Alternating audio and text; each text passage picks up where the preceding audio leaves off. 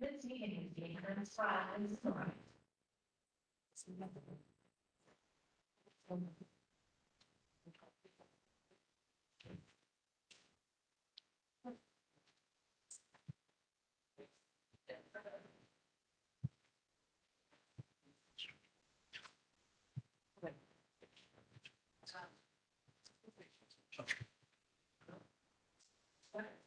So.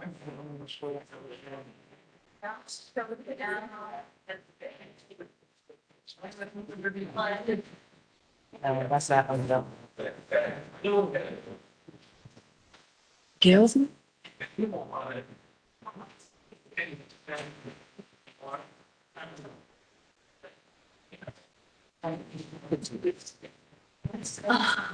Sorry. Huh? Yes.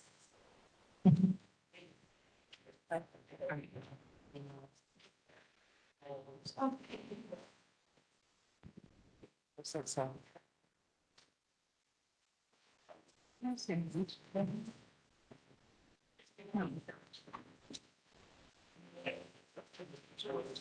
The March one isn't that good.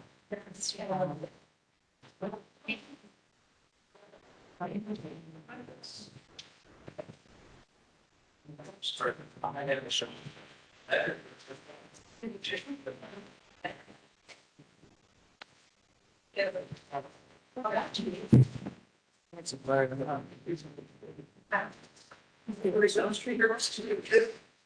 Yeah, it's synced. See it on. I see it on there. I'll actually use it. Structure.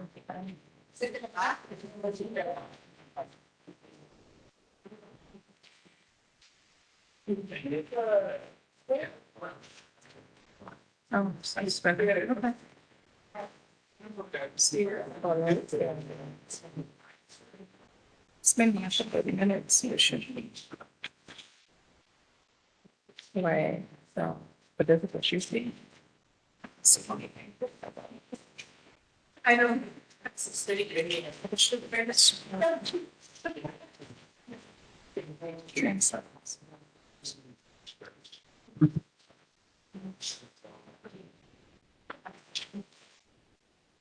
Okay, you can run.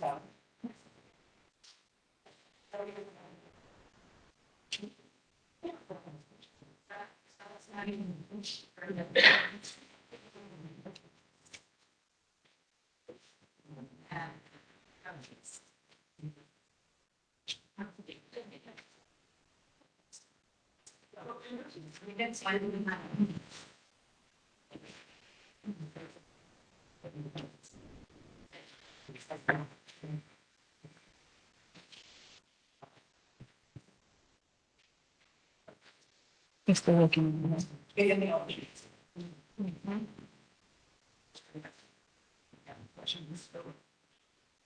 don't even see.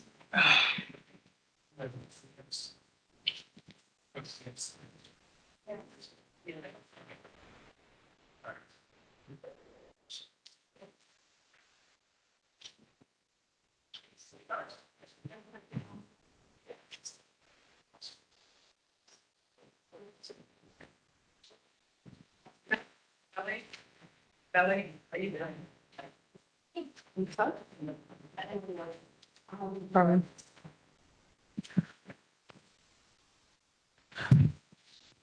Good evening, everyone. We'll now call the meeting to order. It's now 7:16 PM.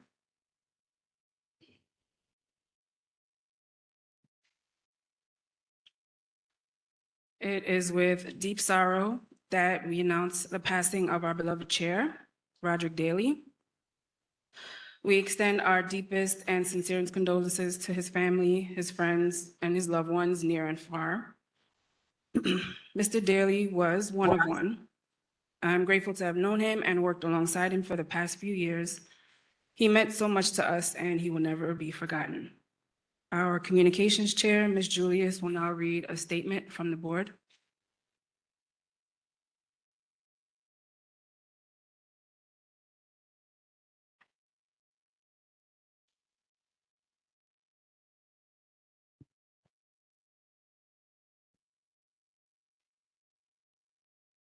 In loving memory.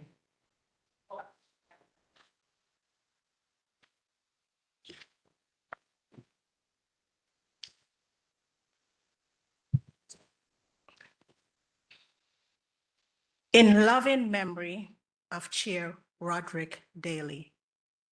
On behalf of Community Board 17, we extend our deepest condolence on the passing of our beloved Chair Roderick Daly. Chair Daly was more than a leader. He was a pillar of strength, a voice for the community, and a true servant of the people.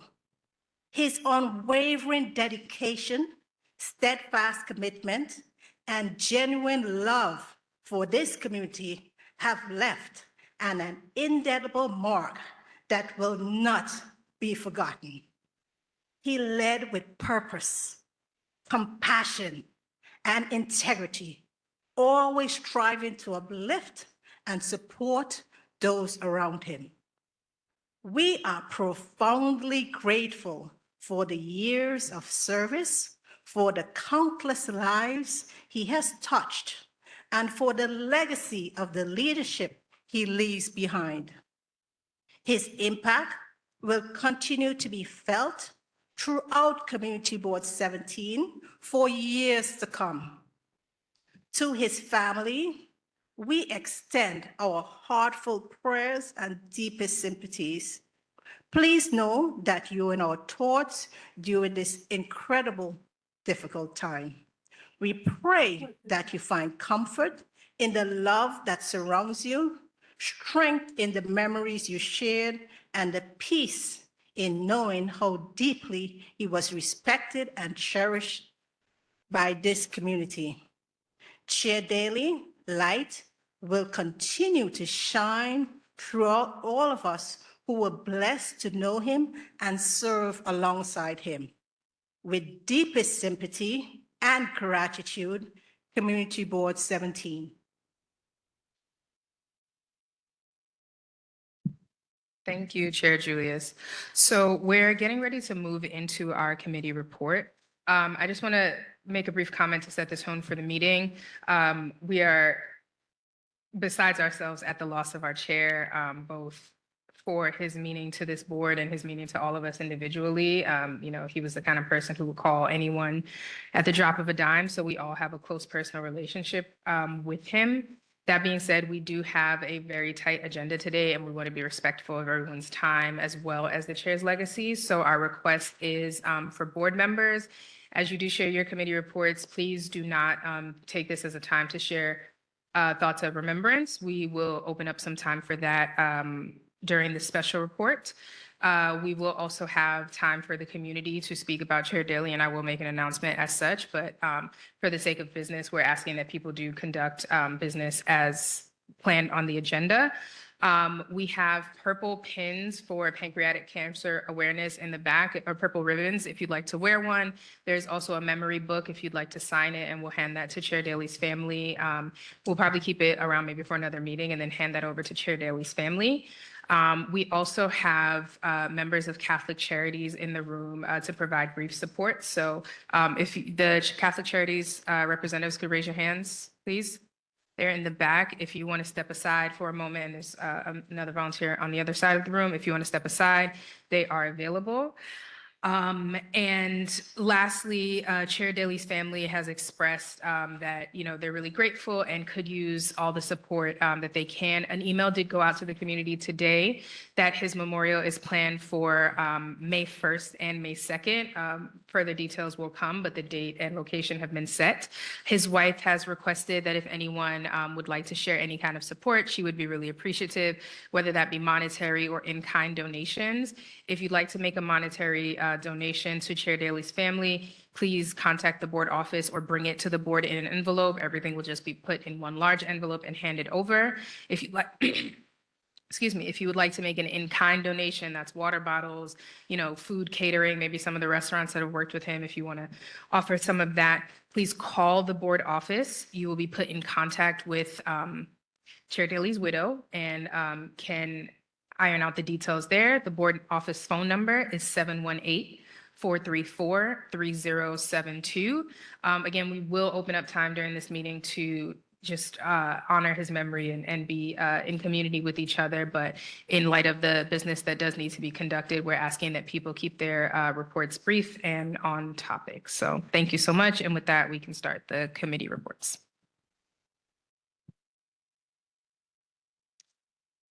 Budget report, No report. Commerce,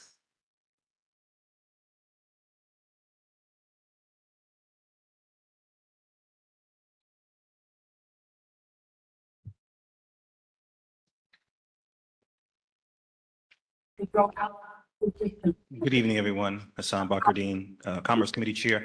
I'll be really brief. I just wanted to mention last month we did have a couple of events, so we're pretty busy. We had our small business mixer at Lily's Restaurant, which was very successful. We had quite a number of small business owners who attended, community representatives as well. And we partnered with Councilmember Farrah Lewis on that, Little Haiti BK, Brooklyn Chamber of Commerce, and the Flatbush Junction bid. We also had our Small Business Expo, which we've been talking about forever. I had to postpone it about 3 times, but we did have it on March 31st at the YMCA. We had it was from 4 to 7 p.m. The timing wasn't, I think the timing was what affected the attendance of the folks who had come through. So we didn't have as much in terms of it, the great attendance that we wanted to for the event, but that's okay because we at least had it. Perhaps that's something that we can do another time. We do have our upcoming mixer. My apologies for not having a flyer on that. On April 28th, it'll be at this location called Hide and Seek. It's 1308 Utica Avenue. And it'll be from 6:30 till about 8 p.m. So hopefully, if you look on our Community Board 17 website, you'll be able to see the flyer there. But other than that, that's all I have, Chair. Thank you. we're not doing the public hearing. Sorry. Education and youth, Do it too. Public hearing. Yeah, together. now. You can do it now. Yeah, yeah. Good evening, everyone. My name is Gail Grandison. I'm the Chair of the Youth and Education Committee. Just a few short reminders. The essay writing competition closes on the 18th, but depending on what registrants we get who has submitted anything, we may extend that to the end of the month, but you will be notified if it has been extended. We plan to have the annual Orlinda McGinnis Spelling Bee on the 19th of June, which is Juneteenth. And this year, Youth Happening will be on the 23rd of July instead of that first week in August. More information around that will come. That's my report for youth and education, and I am going to move to the election. So we are beginning the election process, which according to the bylaws, between April, May, and June, we have to notify board members that the executive seats are going to be open. If anyone is interested in running for first vice chair, second vice chair, chairperson, secretary, or treasurer. Those 5 offices will be open for you. So tonight, as we are letting the members know, but there will be an email that will go out to the entire board, just letting everyone know that elections will be starting. We have our committee, which consists of myself as chair, Mr. Bakradine, Mr. Afray, Dr. Walsh, and Ms. Graham. That is your election committee for this election year. In May next month, we will provide an update and hopefully a list of individuals who have expressed interest in the various positions. Now, when we send out the email about the election for this month, we will ask you if you're interested in a position. There will be a form in which you can fill out to state which office you would like to run for, and it would also give you the process of how we will conduct the election, what we will require of you. And then in June, all of the candidates will present themselves just to give you an overview of their background, who they are, and we will have elections. But just know that more information will be coming, but we are in the midst of election season. Thank you. Apologies, one more housekeeping thing. Because our agenda is so tight today, if any agency would like to speak, please be sure that you signed in. We will only be hearing from agencies that are on the sign-in sheet. Thank you. Thank you. Housing and Block Association?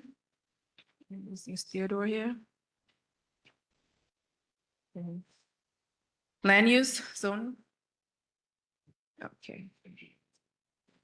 Parks and Beautification?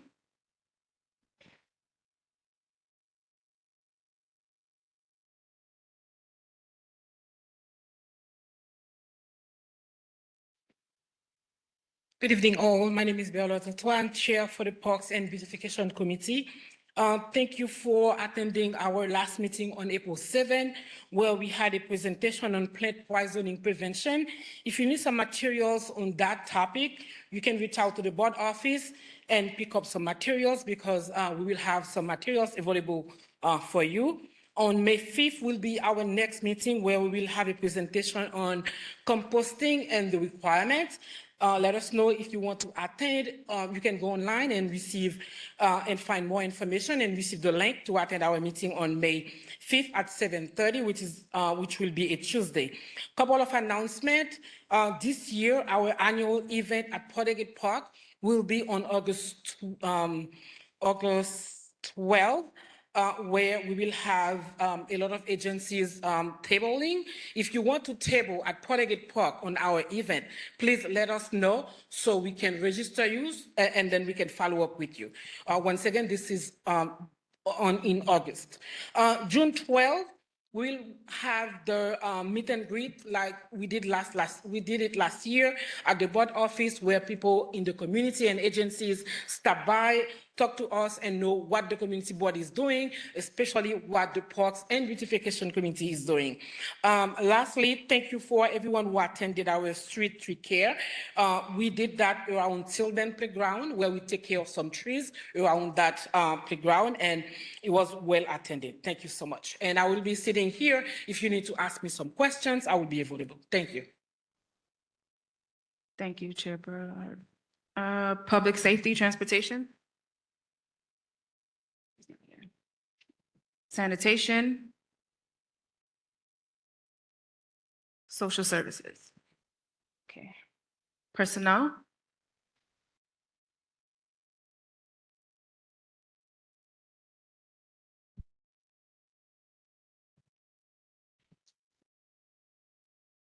Good evening, everyone. The only report is that we are looking to hire a part-time person to support the work of the board. Rose Graham, Chair of the Personnel Committee. Thank you. Thank you. No bylaws updates, but we are in the process of looking for, viewing 2 new additional spaces for the new chair office, to the new board office. I will be visiting next week. Postal Service. He's excused. Communications. And Brookdale Cab. Is Ms. Anderson here? Okay. Ms. Frazier, District Manager.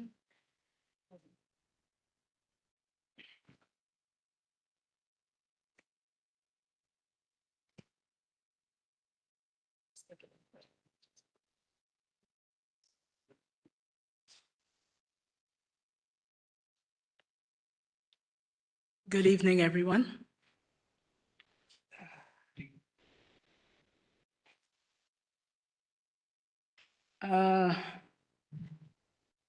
Not much to report this evening. We are gearing up for the summer events and simultaneously the closing of our fiscal year budget. I wanted to remind the executive members to please submit your schedule for your summer events so that we could start the process in the office. As you know, I am mourning the loss of my chairperson.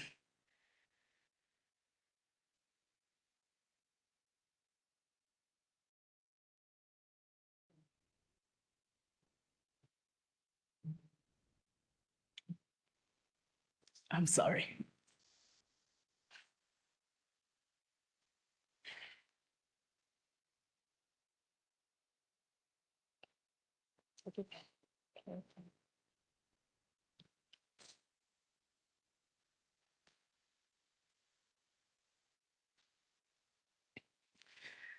Mr. Daly and I communicated every day.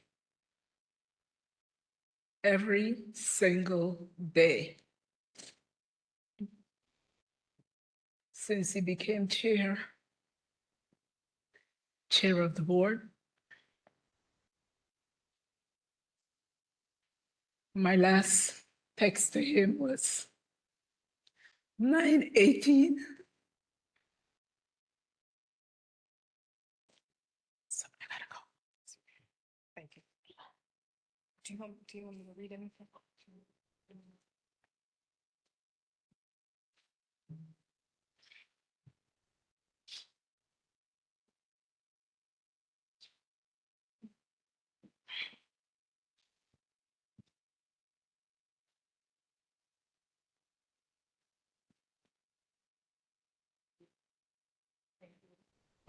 Okay, thank you.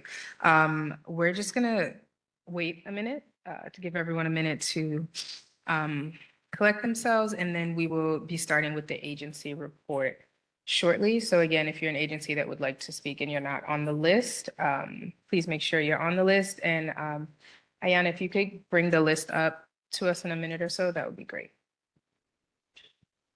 Oh. no.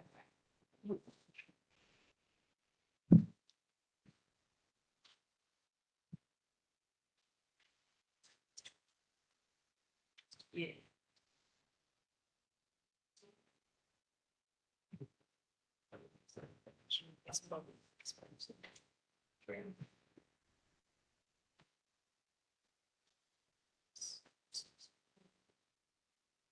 Little Haiti BK.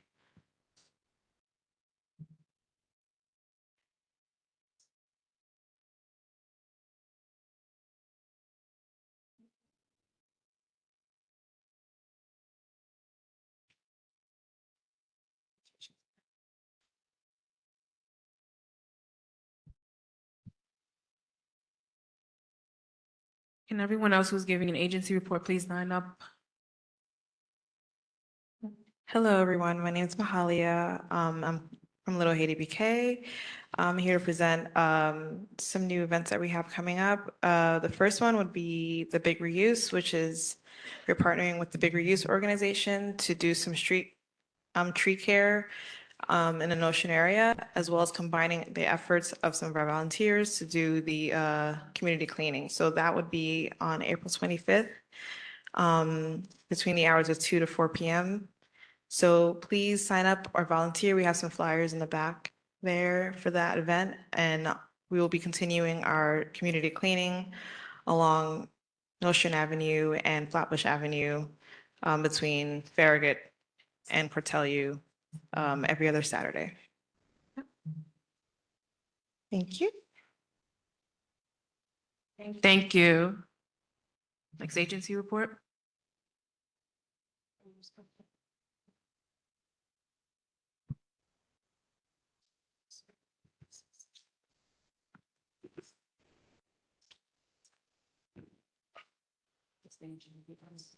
Yeah, good evening, everybody. I'm Captain Pierre. I'm the executive officer for the 6-7 precinct. Before I start, I would like to, it was very saddened to hear the passing of our brother, Rudy Roderick Daly. I've known him for a while. I was a sergeant here for 12 years. We worked very close together. And my heartfelt condolences to his family. I'm going to keep this brief, and I'll be around to take a few questions. For the 28th day, we've had a lot of success in the 6-7. We are down 100% in shootings, 0 versus 1. We took 0 homicides for the period. We're down 41% in robberies, 10 versus 17. 32% in felony assaults, 39 versus 57. 30% in burglaries, 7 versus 10. 37% in grand larcenies, 43 versus 68. And slightly up in stolen vehicles, 12 versus 11. And what we're seeing is when it comes to stolen vehicles, we have so a lot of people are leaving the keys inside of vehicles, and if it's running to the store, and by the time they come back, the vehicle is gone. We just recently had a delivery pizza driver cross the street and left the vehicle running, and by the time he came back, his vehicle is gone. So the key is just make sure you take the keys with you and do not leave the vehicles unattended. We do have a robbery pattern. It's in Sector Boy. We have, and again, delivery food drivers, and they are approaching them and taking the food away. We have a grand larceny pattern.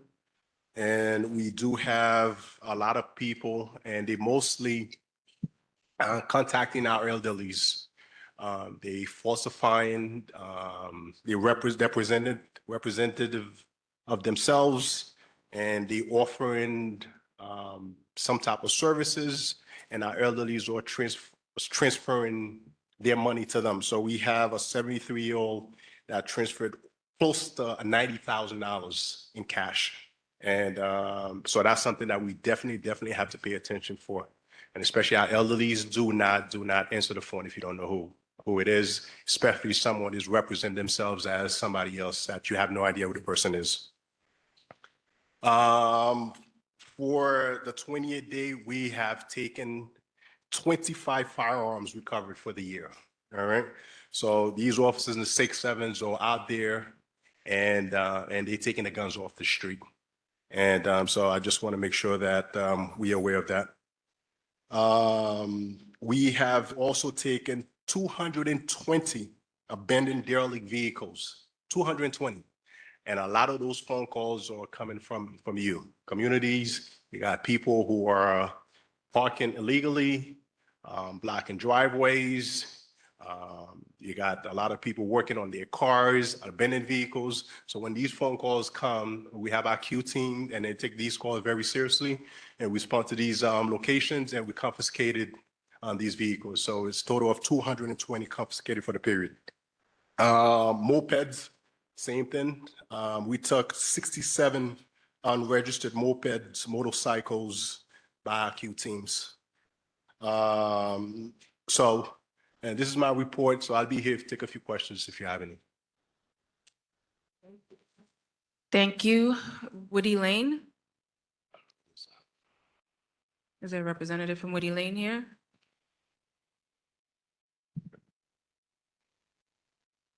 questions. And after Woody Lane, we'll call IDCC, so you can come up now.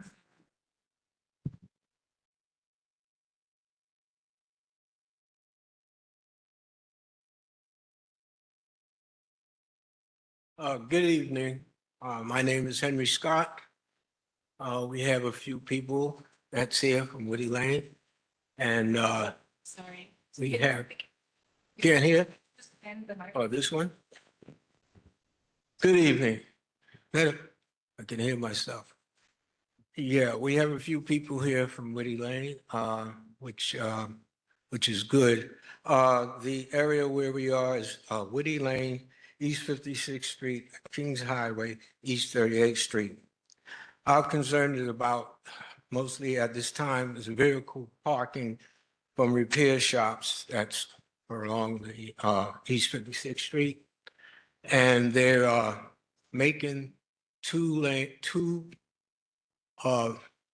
traffic streets into one by parking their trucks, gigantic trucks, small trucks, cars, and working on the cars, blocking our driveways. And when it's snowing, it's a disaster, as it has been the last two deep snows. And we're so concerned about it because it gets to where there could be something developed that's not well. We urge all our people to come out and come like we are here so that we can help each other as this community board does. We fear also that the property value can go down with all this that's going on. Okay. And then we are very concerned with the things that I said before. So we're here now to see what we can do as a community. We ask for help. And thank you. Thank you. I would definitely encourage you to speak to the officers in the back before you leave. So next we have anyone from IDCC, and after that, please come up. And then after that will be Brooklyn Level Up, followed by Con Edison.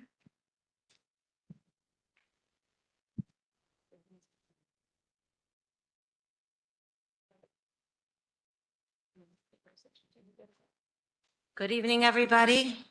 My name is Arna Lipkind. I am a community liaison for IDCC, which stands for Interborough Development Consultation Center of Crown Heights. We are under CCBHC, which is Certified Community Behavioral Health Clinic, the goal of which is to have all your needs met in one location.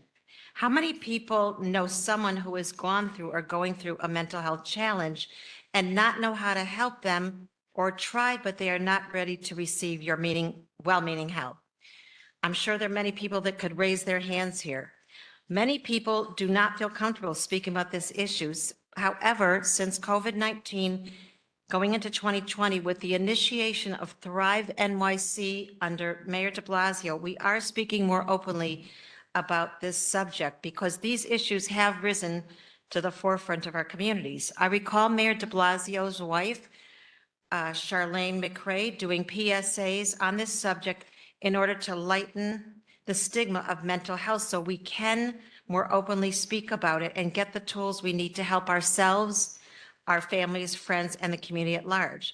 That's when the advent of mental health training came about, when we started to have access to short-term mental health first aid and bring it out into the public. So in addition, not having a job or being in a home where you can't afford the rent, on the brink of homelessness, not having a job, at CCBHC, IDCC, we are like a hub, a one-stop shop. So it's not only mental health, but we help with bundled services such as benefits. We have peer services, which are people who have lived experience that of others going through mental health challenges, that will meet you where you're at, in a park, at a coffee shop, at your home, online. in addition to therapists. We also have substance use, which is unfortunately growing. We have a fantastic substance abuse team. We have a new employment specialist team, which is unbelievable. I sit next to one of them and we trade resources every day, and I hear how she helps the clients, literally holding their hands. So it's a really great, really like a hub, IDCC. Our team, we are located in Crown Heights. We also have 4 other sites, one in Williamsburg, Canarsie, Coney Island, and Flatbush. And another thing we do is we get feedback from the community, we create events. So from a lot of the community boards I go to, one of the things they talk a lot about is youth, getting resources for you, getting, especially coming up summer, okay? Summer is a time when we really need to see what we can do for our community with the youth. So we have coming up, it's in Crown Heights, but it might be worth your while to come to this event. It's called Good Vibes Park Day, taking place at St. John's Park near Albany Houses in Crown Heights. And we've got everything there for young and for our older adults. We also have a lung, Weill Cornell has rolled out a lung screening van. So they're going to be doing lung screening for those who have insurance, ages 50 to 77 or up even 80. And you have to, I have some flyers here. This is my information. I don't have enough of these flyers, but you have to register beforehand, or hopefully you could just walk in because they will be there early in the morning to the end of the event. That's taking place on the 23rd, next Thursday at St. John's from 3 to 5. I just want to say on a personal note, I know Mr. Daly for many years since I'm working in government before this, and he was like a great man. I just when I heard this a couple nights ago at a meeting, I was like crying. I just couldn't believe he is not with us, but his spirit is with us. He did a lot of great work, and hopefully we will move forward always with his vision and his integrity in mind. Thank you. Have a good evening. Take care. Thank you. We will move into a legislative session. No, sorry, we still have one more agency that would be Con Edison. Are there any representatives from Con Edison? Sorry, a point of clarification, please forgive us. First Vice Chair Tricia and I obviously doing our best today. Agency reports should be city agencies. So that's typically Brooklyn Public Library. Okay. So next time, please sign in, but please go ahead. Maybe I don't see you here, but it might be the wrong form. Please go ahead. So any other city agencies? We have someone on the list from Con Edison. So, okay, so you guys can both queue up and then okay. Any other city, and then if there are any city agencies online, could you please just raise your hand, and once these two go, we will acknowledge you online. After the agency reports, we will then move into the legislative session. Thank you. Oh, somebody left their phone up here. I'm sorry. All right. Hi, can you hear me? My name is Ash. I'm the new branch manager over at the Clarendon Branch Library. Hi. So we at the Brooklyn Public Library are continuing the services that we always have. We're also kind of expanding into brand new babies. We have a lot more story times. We have a Domino's program at East Flatbush that's happening.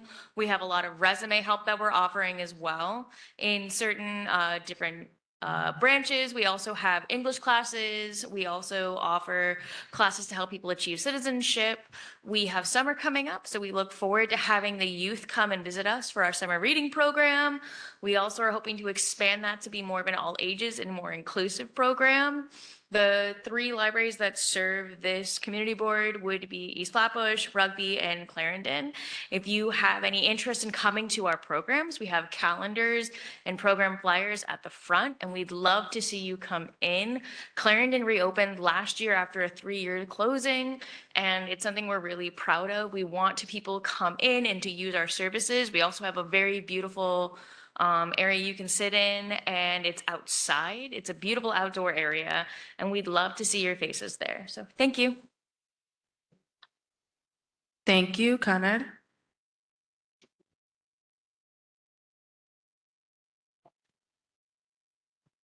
Good evening, everyone.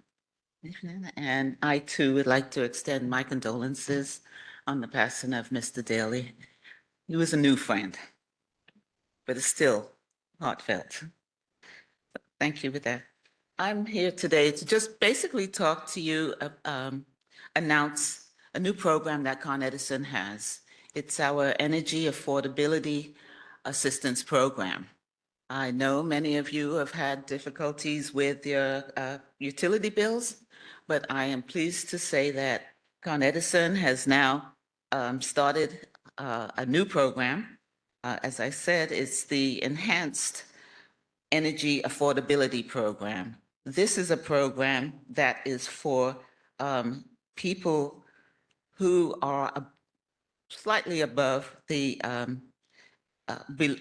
should say, slightly above the below area medium. This is a program for those people who make a little bit more.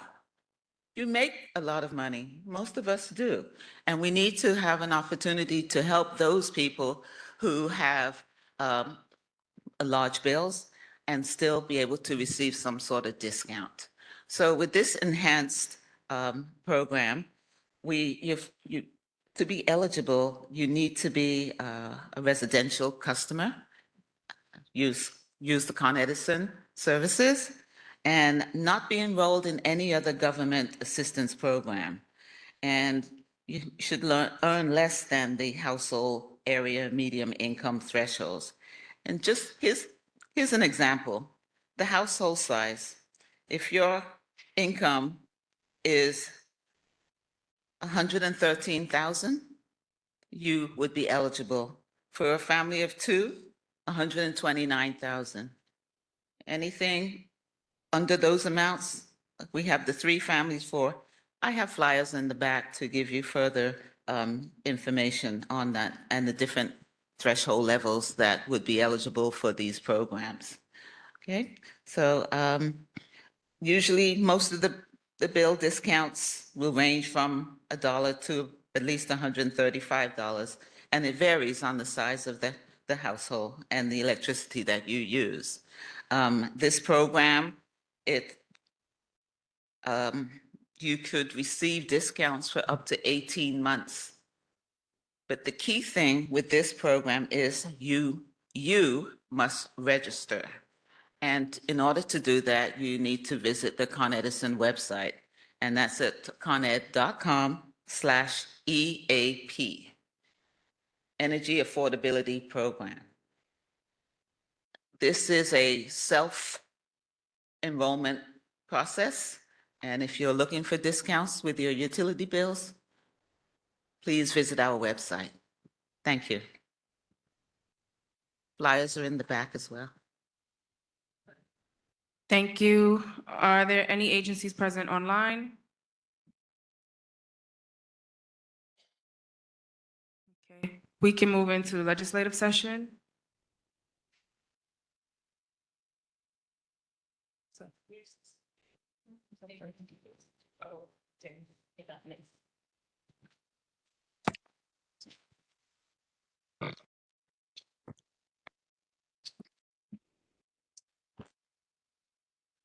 Okay.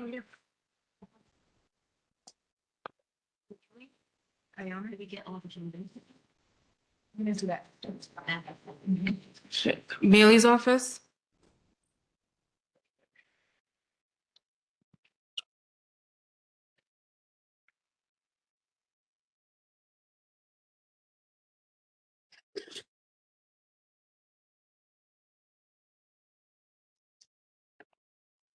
Everyone else who's in the room for any elected officials, please line up.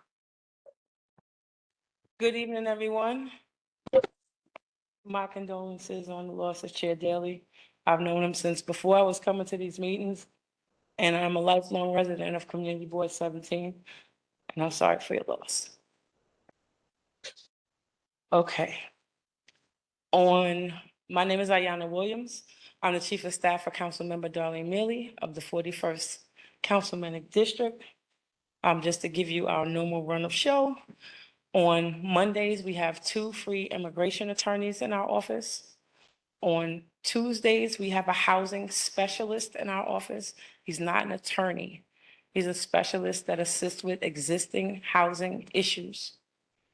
Every second and fourth Wednesday, we have a Housing Connect representative come to guide people through that system, to help them register, to help them figure out how to input information into the lottery system for apartments for HPD. Every first Monday of the month, we have Veterans Services. Well, first Wednesday of the month, we have Veterans Services in our office. Only that one time a month, but he is there all day from 9 a.m. to 5 p.m. Every Friday, we have boots on the ground at 2 older adult centers. The first one is Mount Ararat Senior Center, and that one is at 1630 St. Mark's Avenue, and that is from 1 to 2:30 every Friday. The other place is at Hugh Gilroy Older Adult Center, which is at 447 Kingsborough Fourth Walk, and that one is from 2 to 3:30. And our Community Advisory Board meeting is the last Saturday of every month. We will have it the last Saturday of this month at our district office, which is 400 Rockaway Avenue. You can reach our office by calling 718-953-3097. And again, our Community Advisory Board meeting is going to be April 28th, which is the last Saturday of the month, and that will be from 11 to 12:30. Thank you. Thank you.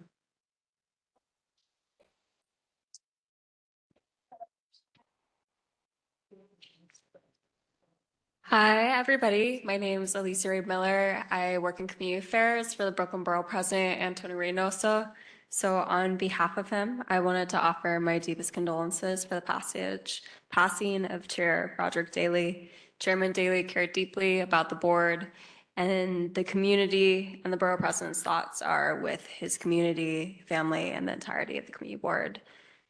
So with updates from our office, I'm going to start with a small and we'll go and build up. But we have our graduation awards are available now. So if there's any educators in the building, please reach out to me. We'll help make sure that you guys get on the list so all the amazing children in our neighborhood can be uplifted and recognized.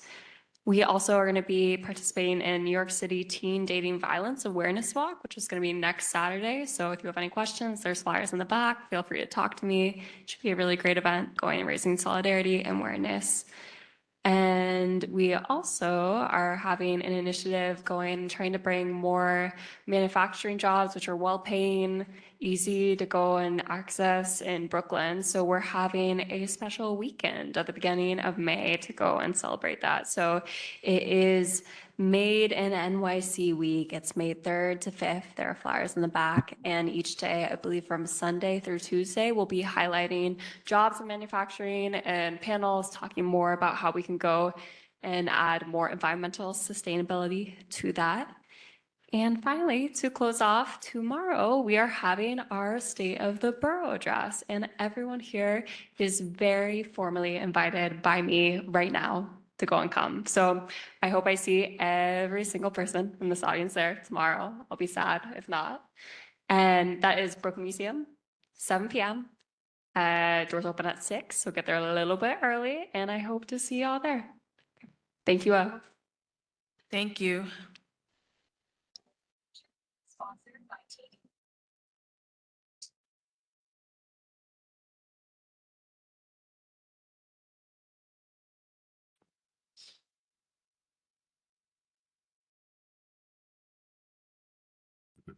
Good evening, our protocol observed. I wish also to express my condolences to the board first because of the chairman.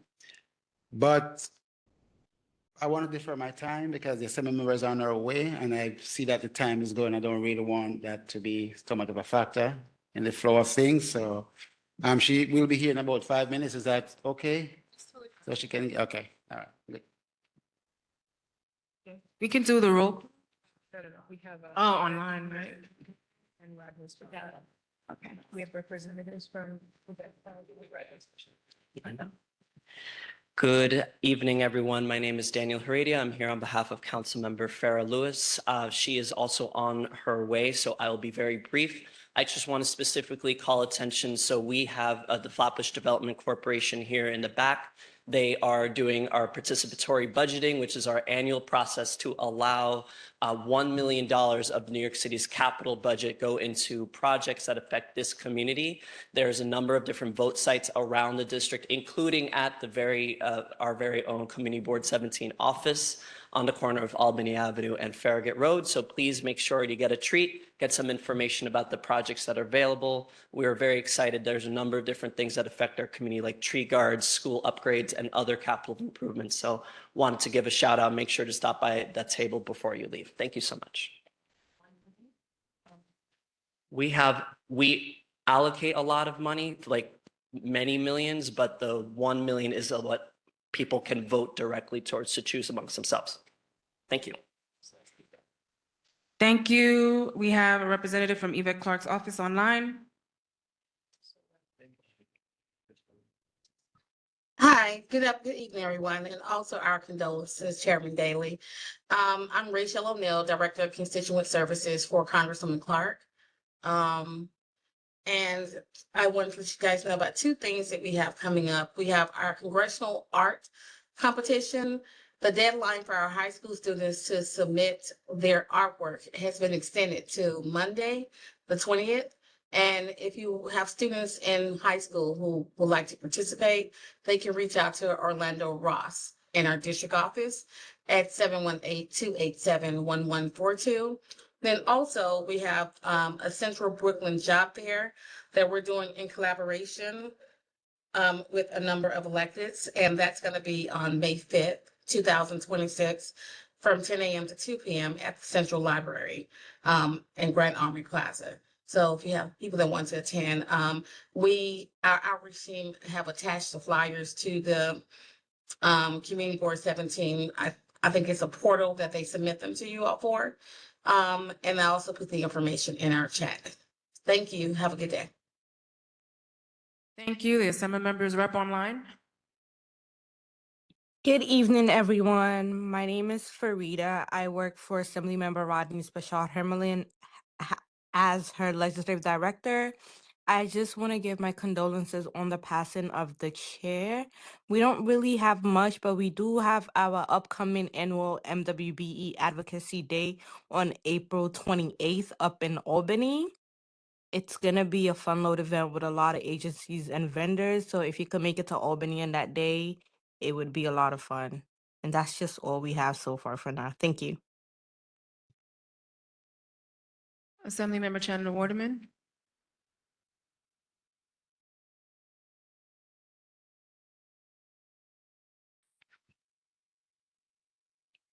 Press this. Is it on? Is it on? Oh, okay. It's hard to be here tonight. My condolences to everyone, the board, Daily family, my friend who's no longer here with us. Our prayers go out to everybody as we do go through this difficult time, but we know he will want the show to keep on going on. He's been on every call. He's been texting us all the way, sounding very strong, but the legacy that we continue on for Daily is in the work that we do to make sure that the community is properly served, that we advocate the way we need and continue spreading resources. I had a wonderful time in Jamaica. We spent Jamaica this December together to make sure we went back to our home country to make sure we give back. That's the type of person he's been, even through the pain that he wasn't telling us he was in at that time.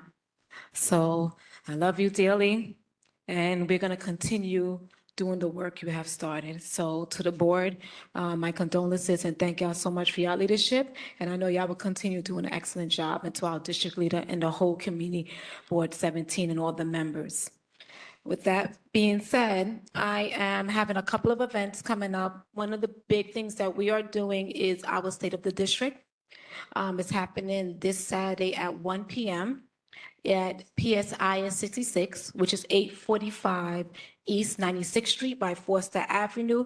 No matter what community board anything falls in, I represent all my community boards. I want them to all be there in all the precincts to talk about the vision, the highlights of our achievement, and all we have done in Assembly District 58. So I hope y'all should have got a mailer to your house and your phone calls went out today.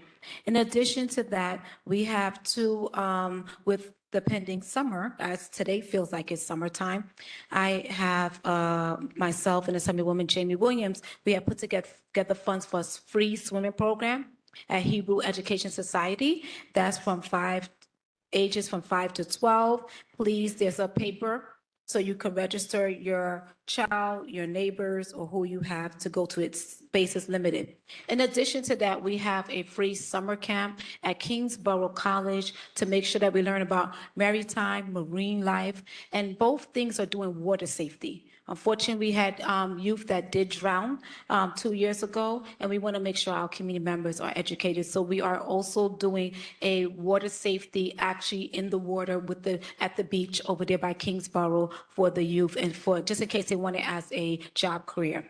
The last thing, speaking about job careers, is we have a job fair in partnership with our Congress member, Yvette Clark, and a whole host of electeds on May 5th at the Central Library, Grand Army Plaza. We do this every year, so please make sure you do come out. The last thing I would close with is that we are the state electeds, your assembly and your senators. We are in the middle of trying to get this budget passed, $250 billion. The budget is late. It was March 31st. It should have been passed. However, we're still fighting through climate stuff, car insurance, and other things that necessarily does not deal with money stuff, but the governor always find a way to put money in non-money items in the budget. And we are not going to just try to just do a quick budget that doesn't serve our community. I don't know if you know your assembly member and your senators do not get paid. They hold our paycheck until the budget is passed. So whether it's a month or 6 months, we won't get paid. So I'll be moving it with y'all. And me and all my kids, but we just want to let you know that we are fighting hard on that. There is a host of legislation and things we're passing, but I'll let you know recently, those who have childcare facilities, you have to do 4-year renewals normally for your license. We are extending it to 6 years. It's a financial burden and it's a burden with paperwork. We want to make sure we focus on quality of care, universal childcare, 2,000 slots for 2K that we are rolling out in District 18. Those are things we want to worry about and not to burden our childcare workers and providers. So we just passed that legislation. Wait for the governor to sign it. So we come to the state of the district this Saturday at 1 p.m. at 845 East 96th Street at PSIS 66 to get the rest of the information. So thank you so much for extending the time. So I know I'm past my time. I appreciate you. Thank you so much. New York State Assembly Member Monique Chandler Waterman. Thank you.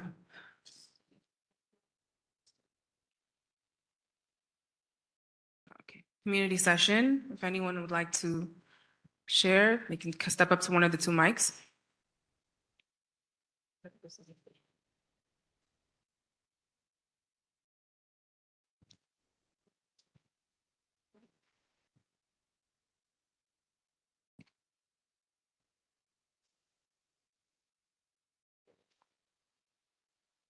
So are there any community members who'd like to share any concerns about the community? This is a semi-official business.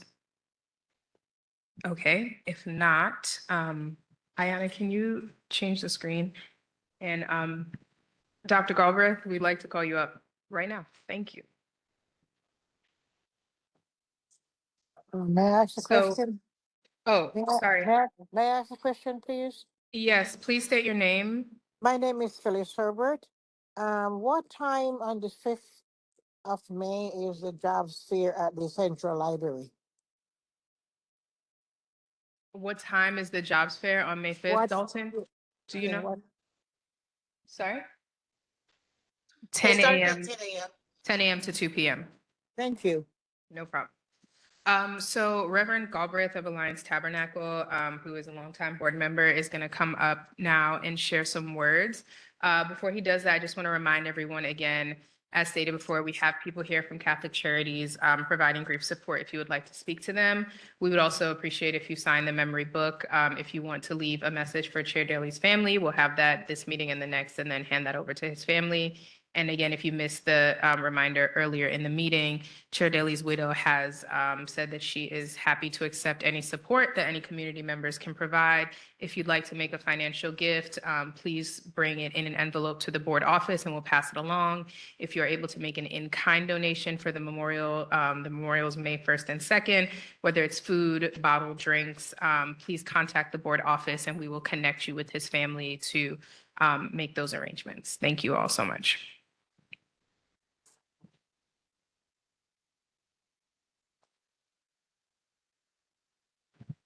Good evening. I know our hearts are heavy tonight as we remember and reflect our dear brother and the joy, fellowship, and engagement that we shared together. I know that death can always is painful, but I believe love is always greater than death. The reason I believe this is I believe that even in this moment, many in this room still would say they have love for Brother Rudy Daly. Anybody still got love for him? Still got love for him? That's an indication that love is greater than death. I had the opportunity to speak with our dear brother about last week, and in his own jovial and kind way, he joked with me. I'll be honest with you, I didn't realize the situation was where it was. And he was joking with me and said, man, I'm ready to rent some space from you. I said, what do you mean you need to rent some space from me? He said, I need to rent a space for my funeral. I said, what are you talking about? I say that to say not just that's how he interacted with us, but also to say this. This was someone who was at peace with their mortality, peace with their reality, and peace in this presence. And so we come from various faith traditions and various spaces. And so we want to create a space of a moment of silence to remember, to reflect, and to give space for this loss. Would you take this moment even at this time?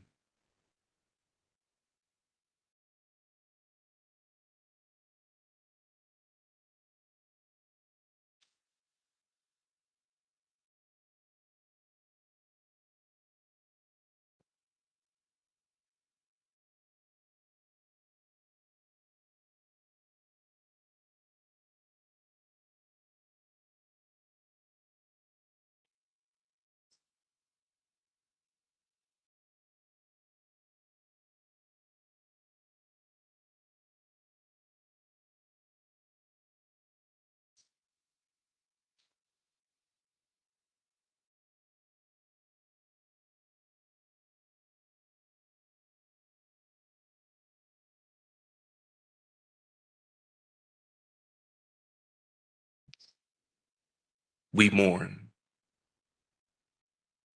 We remember. And we love. God bless you tonight.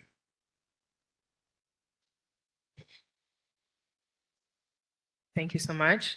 At this time, we would like to allot about 15 minutes for a special community session. So if anyone would like to come up to either of the two mics to share some thoughts about Chair Daly, now is the time.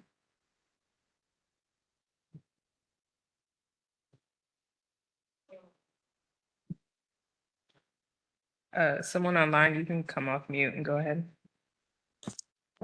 Hi, good evening. This is Leonie Logan. I'm the Vice President with the 6th 7th Precinct Community Council.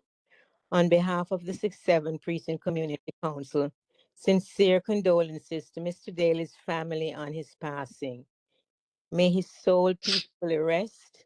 May the family find strength and comfort in all those fond memories.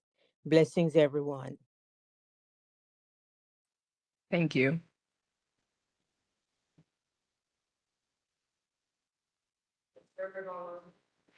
Herbert? Is there a Ms. Herbert?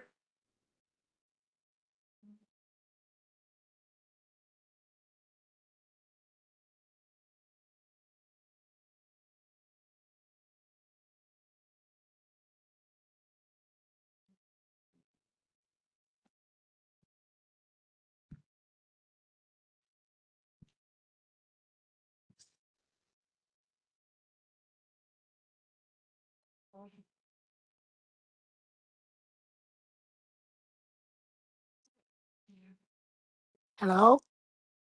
Yes, Yeah, go this ahead. is, okay. This is Phyllis Herbert. I just want to extend my condolences and my family to our church family, Christian Fellowship St. Adventist Church. We are situated at 779 Schenectady Avenue, right in Brooklyn here, between Linden and Lenox. We want to, on behalf of the church, we want to extend our sincere condolences to Mr. Bailey's family, and may his soul rest in peace. Thank you.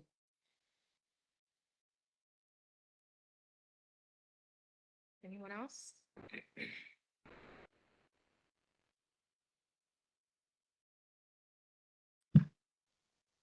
Okay, if no one would like to speak, Lord, this will not be the only time that this board remembers our chair. You know, this was sort of last minute, and we just wanted to make sure to make time today. But as was mentioned earlier, the work of Community Board 17 is was always of utmost importance. So we will continue with the agenda if no one else wants to speak, and there will be other opportunities to share our love and respect for Chair Daly. Go ahead. We'll move on to the roll call.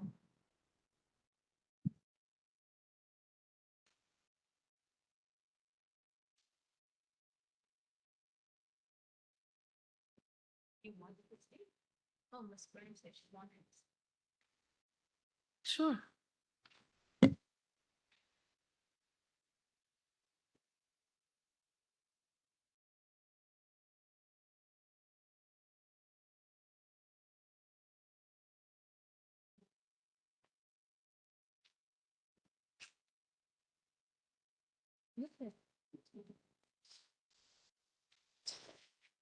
Good evening, everyone. My name is Rose Graham, and I just want to send my condolences to the board and to the Daly family. Myself and Roderick, we fight a lot, but I don't know if you know, I'm an assistant principal. So we were assistant principals together while he was at Erasmus. But tonight I'm here on behalf of CSA, the Council of Administrators and Supervisors, and they are just as devastated as you are. So CSA sends their condolences, and I just hope that Rudy is rest in eternal peace. Thank you.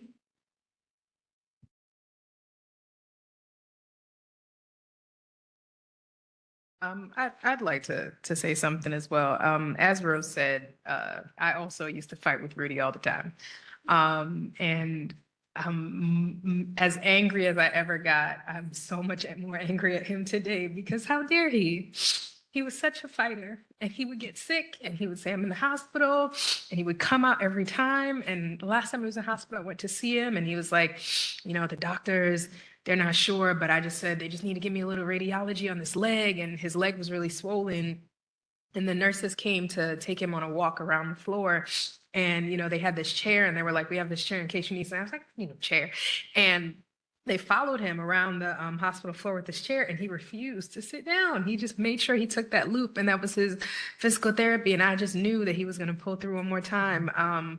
And, you know, I think that I don't know if everyone knew, but he had pancreatic cancer, which is often, you know, deadly within a few months. And he fought it for years. And he was truly, truly a fighter. And I have nothing but respect for him.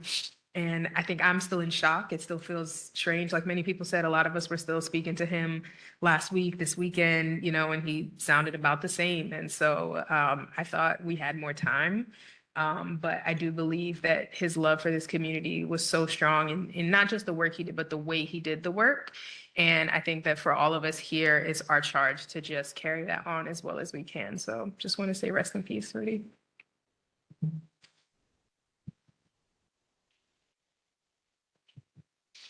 Oh,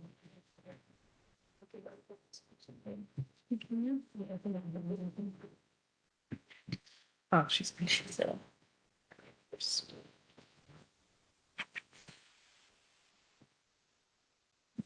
Okay, Councilmember Lewis.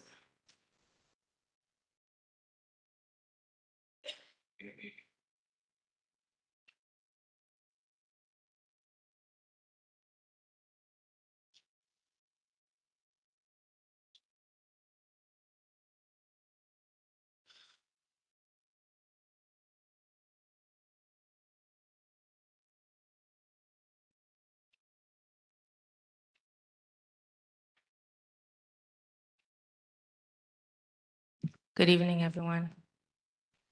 I had prepared remarks, but I don't think that I'm gonna share them this evening. I join everyone here with a heavy heart about the passing of our amazing chairman, Roderick Daly.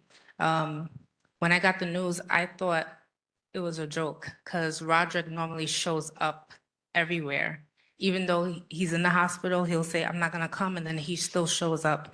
So I'm heartbroken for his family, for Community Board 17, and for our community. My hearts are with you all, and I hope that at some point we could come together and do a tribute for him. But I'm going to miss our chairman very much, and he cared so much about this community. And just wanted to share with you all how heartbroken I am that he is no longer here with us. So I will yield my time. Thank you. Thank you.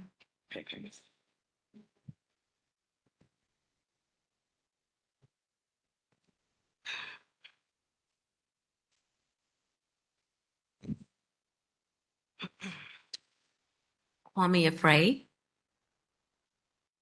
Alton Amable. Alton. Neil Alberic. Tiffany Anderson.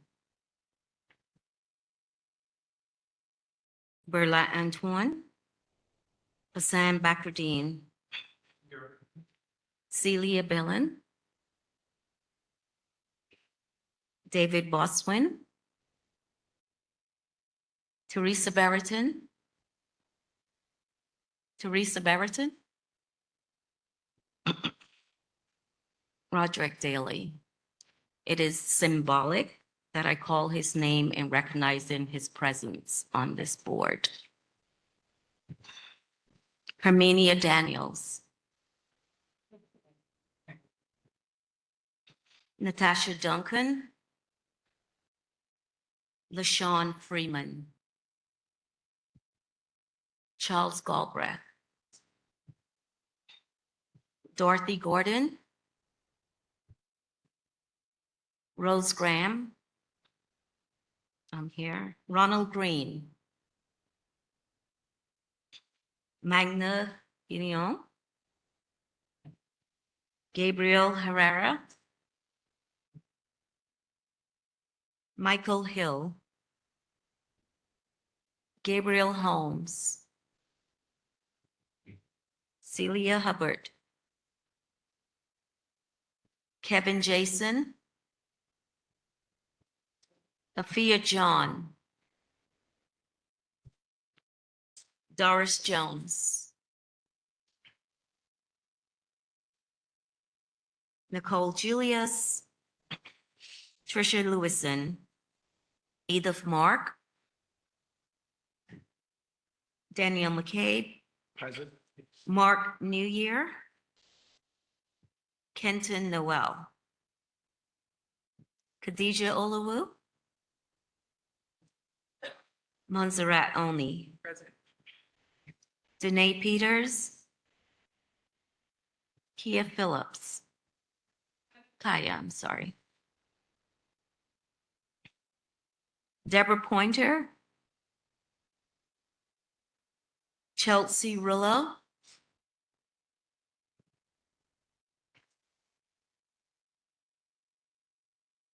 Ariana Sabat. Kamara Swabies, excuse. Simone Sylvester. Marie Theodore. Marguerite Vigilante. Jody Walsh. Kenrick Westcott is excused. Melanie Wilkerson. Thank you.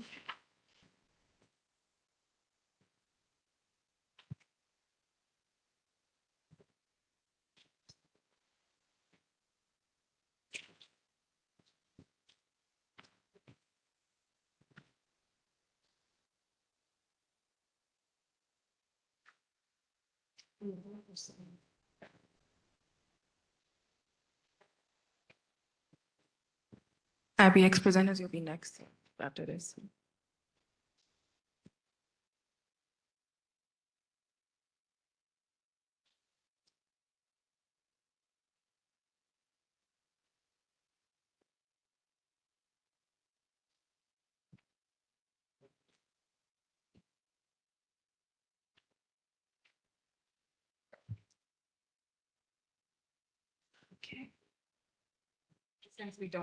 Since we don't have quorum, we cannot vote on the meeting minutes for March 18th.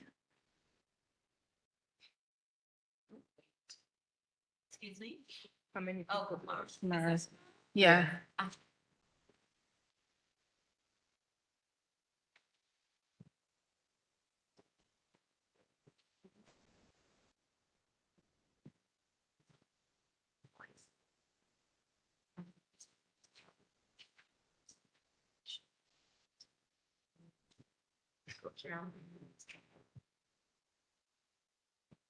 Yes, come on.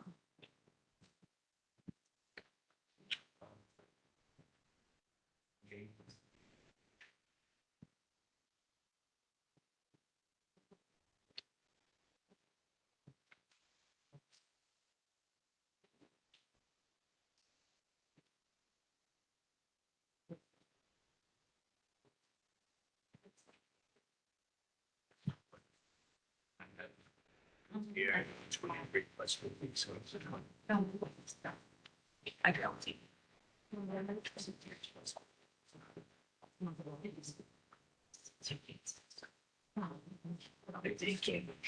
Yeah. Just. Oh, yeah, no, Also note there won't be a public hearing this evening until next month's meeting after the Commerce Committee meets next week. And we'll move into a presentation from the Inner Express. We have representatives from MTA here.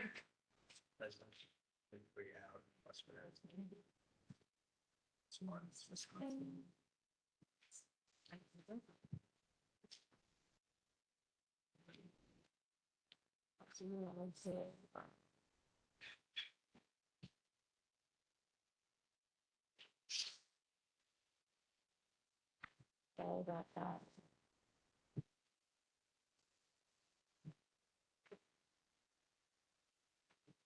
Okay.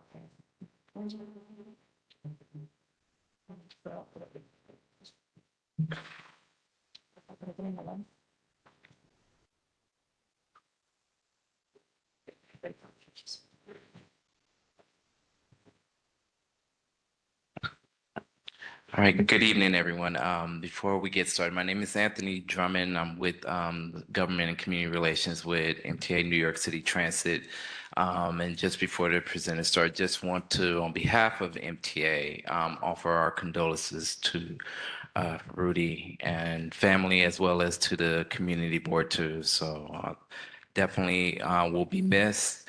I've had the personal pleasure of working with him over the last couple of years, so I definitely our hearts go out to him and his family. And with that, I will turn it over to my colleague, Katerina Paturi, who will kick off the presentation. Thank you.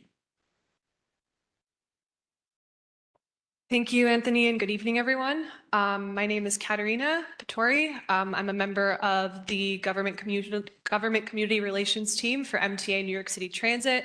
And I'm joined by several members of the IBX Interborough Express project team, Jordan Smith and Daphne Lasky, as well as a couple of other members of the team here in the room to the right. So we're really excited to be here this evening to present to you the latest updates on the IBX. We are very excited to be here. The project is in its very early preliminary design stages. So this is not the last time we'll be here talking to you about this project. We expect to have many more touch points with the board as we kind of move through the phases of this project. So with that said, we are going to go through a brief presentation today. We'll have time for Q&A at the end. And if there are any questions that, we can't get into too much detail now because it's early on in the design, just to reiterate, please do let us know what feedback questions you have. And we look forward to taking those back and being back here again to offer you more information. So with that, I will pass things off to Jordan Smith, who will begin the presentation. And thank you again for having us this evening. Great, thanks, Katerina, and hello, everyone. I'm Jordan Smith, head planner at the MTA on the Interborough Express project. So I'm going to walk through the agenda here for the meeting. Okay, see that all right? Okay, good. We've done. Hello, there we go. So we've done the introductions. I'll do a project overview. If you're not familiar with the project, I'll kind of spend a couple minutes on what is the Interborough Express. We'll run through these access to opportunity slides, and that'll make more sense once we put the graphics up. And then we'll talk through the updates, what we're up to on the project in terms of environmental review and the design phase that Katarina mentioned. We'll talk through a couple community focus areas and then next steps.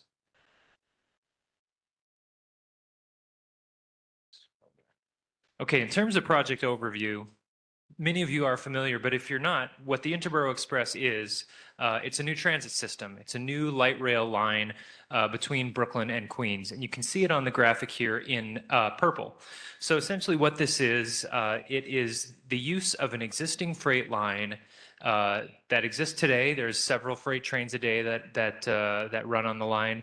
The idea is that we'll convert this line to passenger service. Freight remains, but passenger service will be introduced next to it.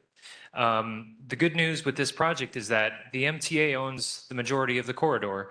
So this is a 14-mile project corridor, and we own 11 of those 14 miles today, really making it a lot easier for us to move this project forward. So of those 14 miles, there are 3 miles at the north that are owned by CSX Railway, which is just a private freight railroad.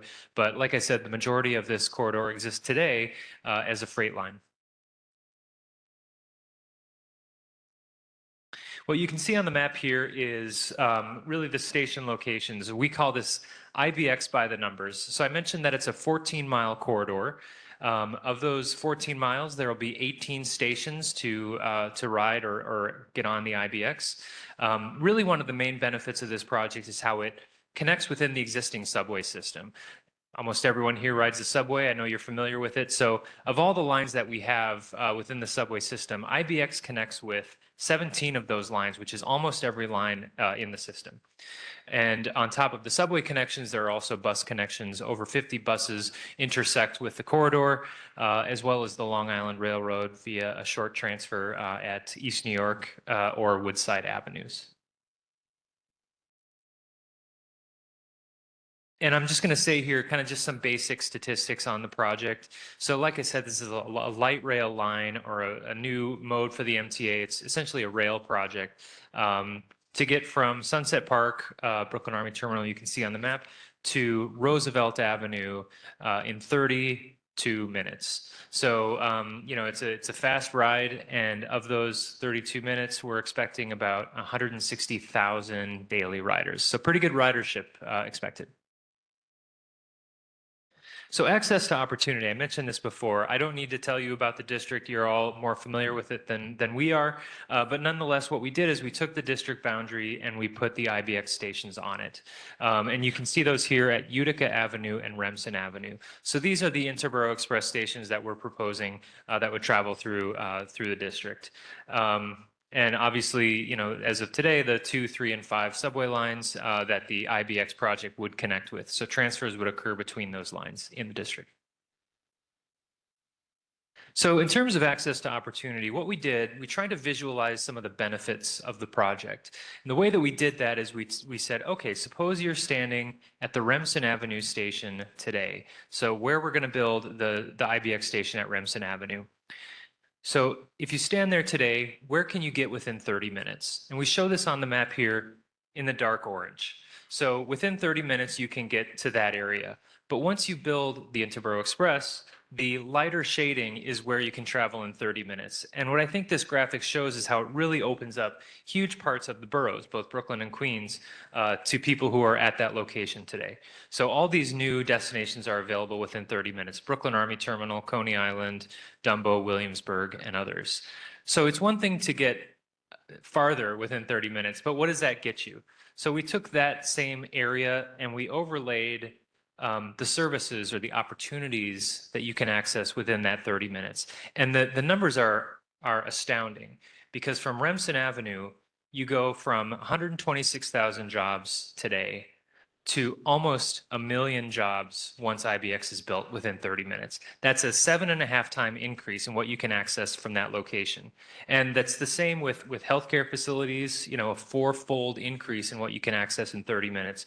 Higher education from 1 to 19. I mean, the numbers are astounding. Same with daycare, other community facilities, cultural institutions. And then the last statistic there, working age population increases by 5-fold.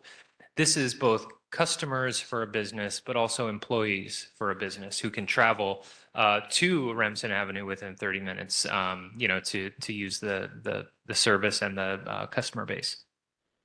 So that's Remsen. We did the same for Utica, also in the district. And it's really the same story because you really open up huge sections of the boroughs, like I said. And then when you put on the opportunities or the jobs, healthcare facilities, I think the numbers really speak for themselves. So from Utica Avenue today, you can access almost 5 times as many jobs, 3 times as many healthcare facilities and other institutions, and then 3 times as many workers and employees to your business. So I think these really speak to the benefits of the project in a great visual way. So now I'll talk through just a couple project updates, what we're up to. Both environmental review and project design are kind of the 2 main things that are happening now. In terms of environmental review, we are now in process of preparing the draft environmental impact statement. Last fall, we held a number of scoping meetings. We had one at Brooklyn College and one in Queens, and then 2 online to collect feedback on our scoping program for the environmental review. So basically what this means is we're now preparing an environmental impact statement to look at, you know, matters of concern for the community, air quality, noise, you know, land use impact, all of those things that the project could potentially create. We're analyzing that now. So what's the next step? We'll be preparing those this spring and summer, and then we'll come back out for a hearing, a draft environmental impact statement hearing sometime later this year. So more information on that will be coming soon. And I'll just mention here in terms of property acquisition, you know, we do a lot of these public events and we always hear concern from the community, is the MTA acquiring my property? So this is something we take very seriously. The good news with the IBX project is that it's an existing rail corridor today. So if we were building a new 14-mile program, you know, we would be acquiring a ton of property, which this simply does not do. But as part of the design process that Daphne's going to talk about in a moment, we're doing a lot of survey work. We really want to understand where the potential for property acquisition is. And the last thing I'll say about that, obviously our goal is to minimize any and all property acquisition. That's our first goal. Second goal is to minimize any residential. We don't want to displace people if we don't have to. This is something we think about a lot, and we've got to make sure we get it right. And the last thing I'll say about this is if, you know, we do need to acquire property, you know, there's a highly regulated process that we have to follow. We're committed to doing that. The next time we'll have more information on this is when the draft environmental impact statement comes out later this year. So we're doing our work now. We're trying to get a better understanding of this, and we'll have more information soon. And with that, I will pass it off to Daphne to talk about design. Thank you, Jordan. So as Jordan and Katarina mentioned, we kicked off our design process. Oh, there we go. We've got a height difference here.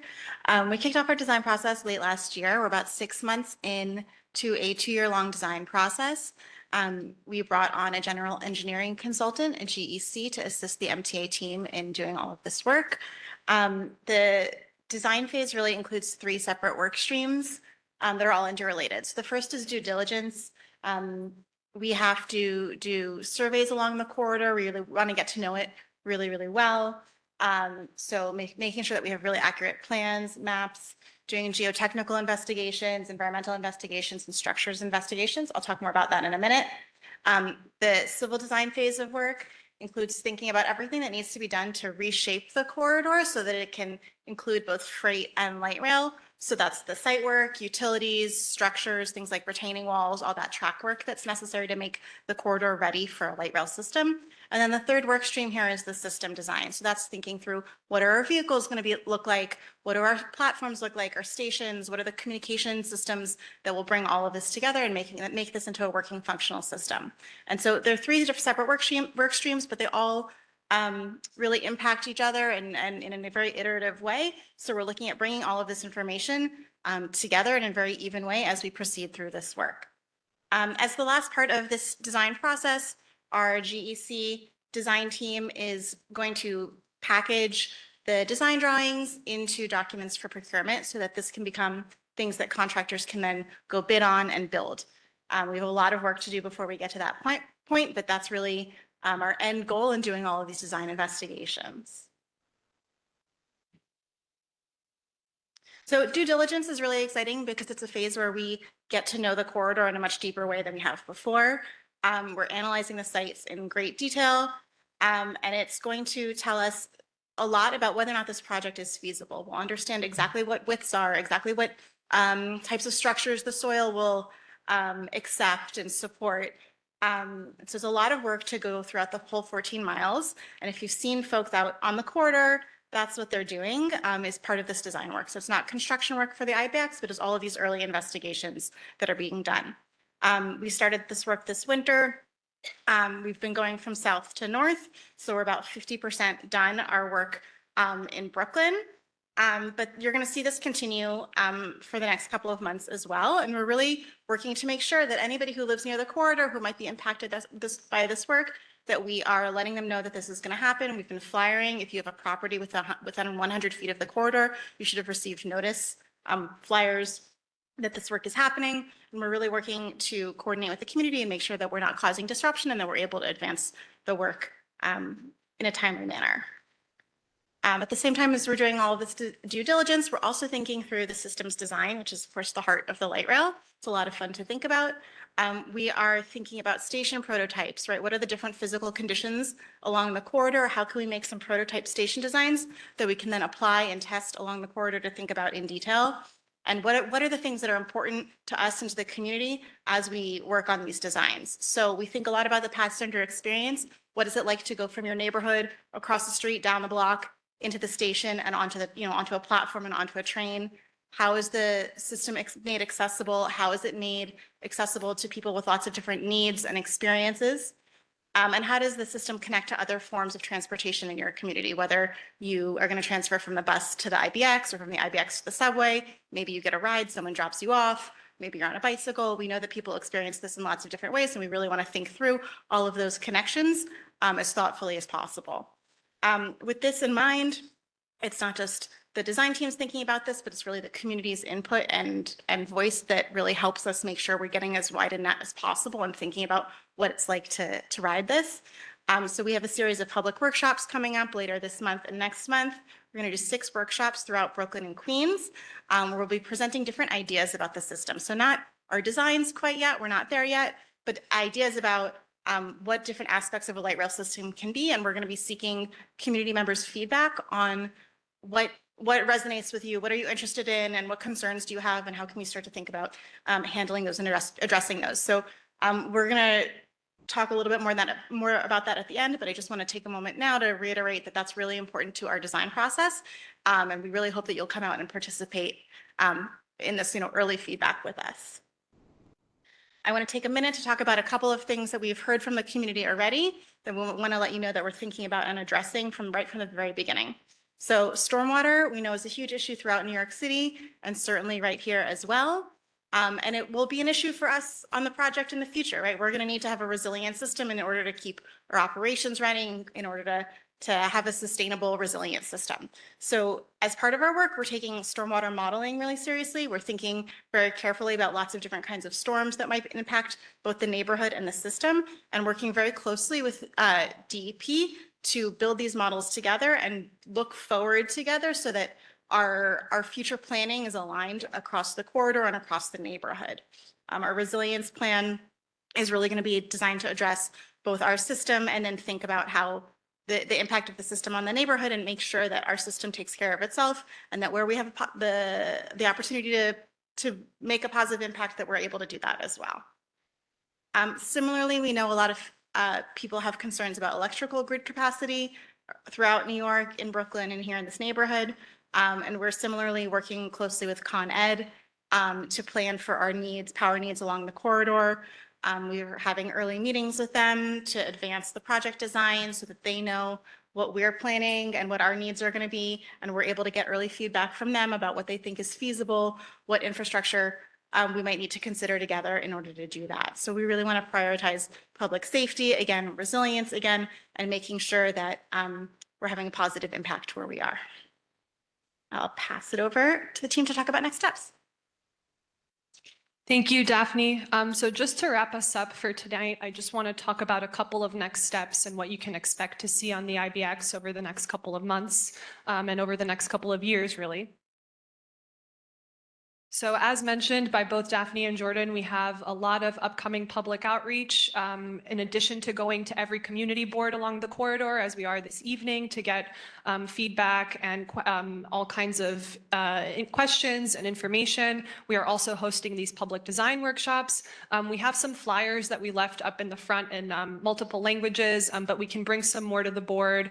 We also have all the dates and locations listed on our website and across our social media channels. So please let everyone know, let your friends, neighbors know to join us for a workshop. They're throughout the corridor. So we have 3 in Queens, 3 in Brooklyn. And we really are looking to make sure that we get as much kind of feedback at these events as possible. We're going to be looking at things like safety, wayfinding, vehicle design, all kinds of details about what the IBX could really look like. In addition, as our environmental process continues, later this fall, we anticipate to release that draft statement. So please, anticipate that we'll have additional sort of outreach happening in the fall.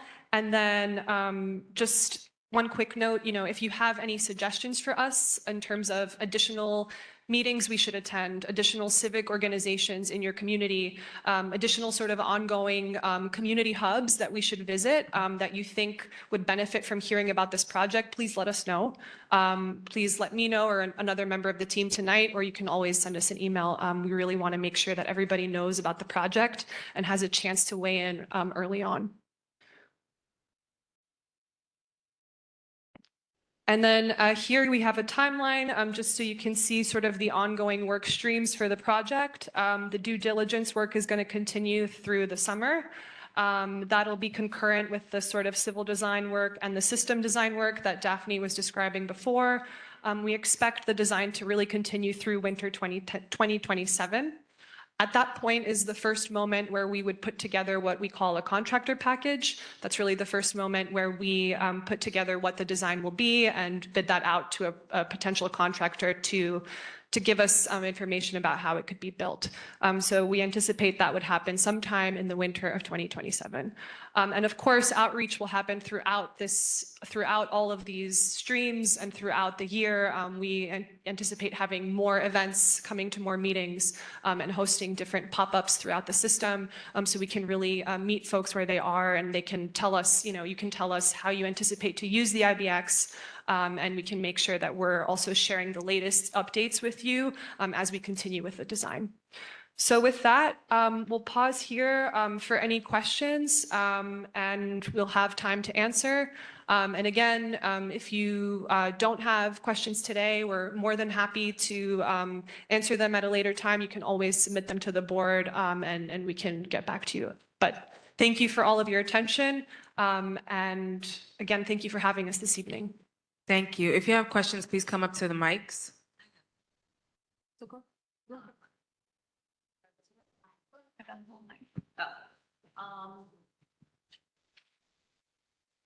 Sorry, yes, first. So I have a 2-part question. When is the potential completion of this project? And you spoke about property acquisition. I know you said that that was still in the works, but I'm sure that is a little bit further. Because along with that, so is eminent domain going to be one of those methods used to acquire the properties, especially along the Remsen and Utica corridors? Sure. 2 good questions. I'll take them in order. The first one, when is it going to be built, is it's hard to say. We're really focused on the current steps. environmental review, and project design. So as Katerina noted, the project design is really going to take us through next year. So, beyond that, we'll get a better sense of what sort of construction phasing, how long the duration of construction will last. We're just not sure yet. These projects take a long time to build, so we don't have an estimated date at this point. One thing I'll say about funding. So we need to obviously have the funding to start construction. We've got a significant bit of funding in this capital plan, MTA's capital plan, which takes us through the end of the decade. So we don't have all the funding, so it doesn't make sense for us to start construction until we have all the money sourced. So a project like this would span multiple capital plans. So I would expect that, if we do start construction in the next couple of years, it would last into the next decade for funding reasons. And then your second question about property acquisition, eminent domain. So we don't know where we might need to exercise that power or use eminent domain. Like I said, we don't want to do it. We might have to in limited quantities. The surveying that's happening now will give us a better sense of what the property boundaries need to be for the project. Everything we've done so far has been conceptual. So we're looking at aerials on a map from a desk, but putting these boots on the ground, people in hard hats and vests measuring and surveying equipment, that'll give us a much better sense of what the property boundaries are and where we need to exercise that power. And just to add, in the fall of this year is when we'll have the results of that survey work and when we'll be able to let everyone know exactly sort of what to expect when it comes to any kind of acquisition. Thank you. Reminding everyone we have less than 5 minutes for questions. Go ahead. Hi, my name is Kamara Swaby. I'm a board member. This is kind of related, not necessarily in terms of eminent domain, but in terms of quote unquote disturbance to the environments where you do the construction. I think oftentimes with transportation projects is not just in terms of losing property, but how it affects the people who are near the corridor in terms of less traffic coming to them, in terms of walking, in terms of noise pollution, and in terms of dust. In terms of that environmental review, A, will that consider those factors? And B, are there any mechanisms in order to consider any relief for those people who will be affected by such a thing? Yeah, great questions. And I think everything you listed is in fact part of our environmental impact statement. We'll have that out later this year. So what we do is we look at, take noise, for example, that you mentioned. First of all, the good thing about light rail is it's less noisy than a subway or a freight train, for example. But nonetheless, there's always that potential that it could result in an impact to, let's say someone lives very close to the line. So the environmental impact statement will review what potential impacts might happen to each individual property. Now, if there are impacts, a big part of that environmental document is mitigation. So how are we mitigating that? So if there's a noise impact, what can we do to lessen that impact? And that's a big part of that environmental review document. Hi. Oh, okay. Hi, I'm Ariana. I'm also a board member, and I think my question kind of adds on to that one. The impact I was thinking about was, thank you, was the impact to existing structures nearby. A lot of these tracks in our district are very close to existing homes, and a lot of those homes are masonry and wood structures, which are a little less tolerant of the vibration. So I'm wondering, even if it's light rail and smaller vibrations, if that's being considered in the impact statement, how the more frequent traffic is going to impact the existing homes. Yep. In fact, vibration is a part of that environmental review study. Okay, perfect. Thank you. In the area of transparency, there's a lot of information presented here tonight. Is there a way the community could access the information, the project document, and those things online? Yes, we will be giving the presentation to the. It's me. Sorry about that. We'll be emailing the presentation to the community board, and then we also post it online to the MTA website. We post every single community board presentation, so you can see this one tonight, and you can also see, if you're interested in another community, because maybe you'll travel there, you can also see the presentations there as well. And there were some statistics that you use for the community and jobs and everything. Where did you get those data, and did you use the community health profile? to incorporate into that data? So we use it based on census data, which, is then analyzed and refined, but it all goes back to the census. Yeah, but the community health data is done annually, which has, like, Department of Health. We're happy to look at other, data sources as well. Hi, my name is Magda Guillaume.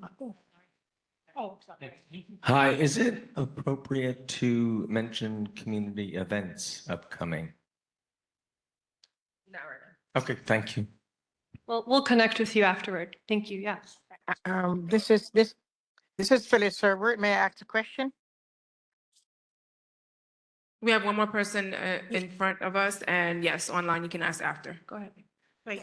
My name is Magda Guillaume. I am a community board member.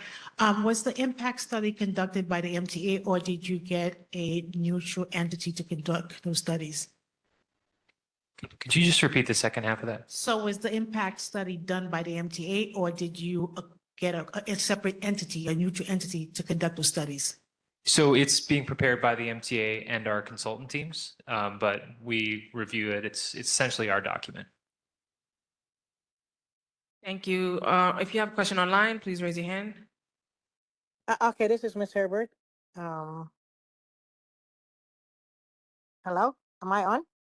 Yes, we can hear you. Just speak as loud as you can. Okay, my concern is there are folks who don't attend these meetings, and these information, how would they be submitted to the communities around?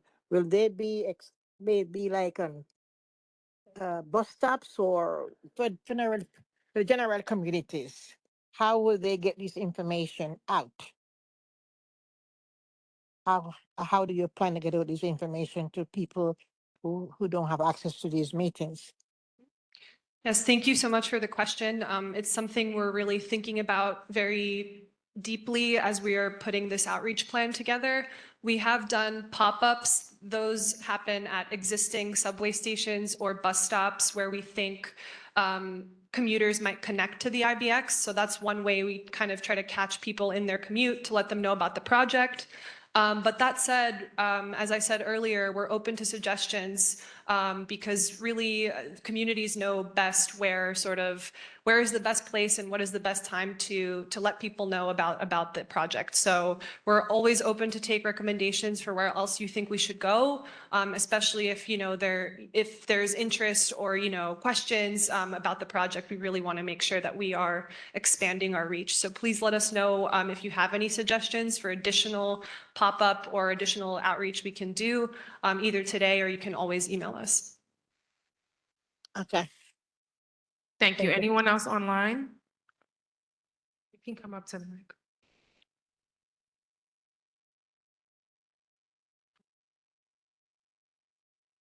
I actually wanted to speak on that really quick. So I know you guys are doing a planning meeting near a borough park at Maimonides, correct? That's going to be coming up next month on the 5th, where community can come in and speak to you and have that planning input.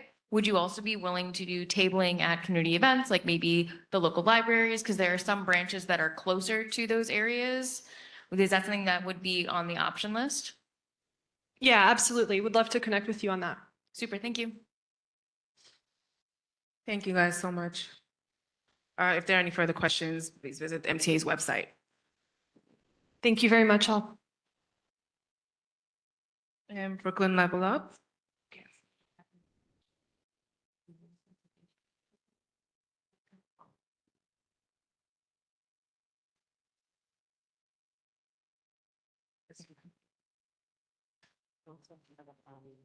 This two-pager, I sent a link to it so that they can drop it in the chat too. Yeah.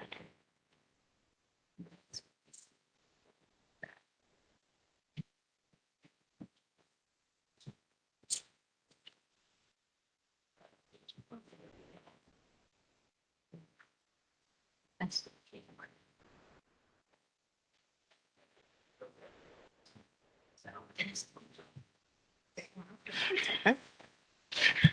Good evening, everyone. I'm Allison Martinez. I am the founding executive director of Brooklyn Level Up.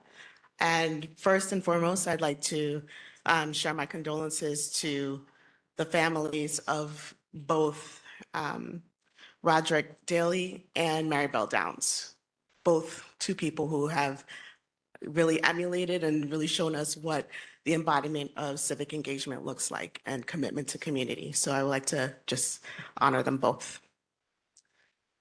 And I'm going to now just discuss our proposal.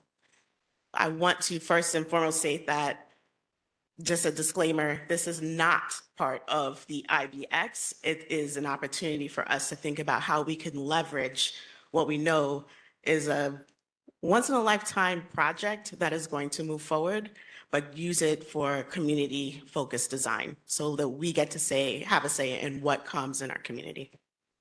So, how do I get to the next?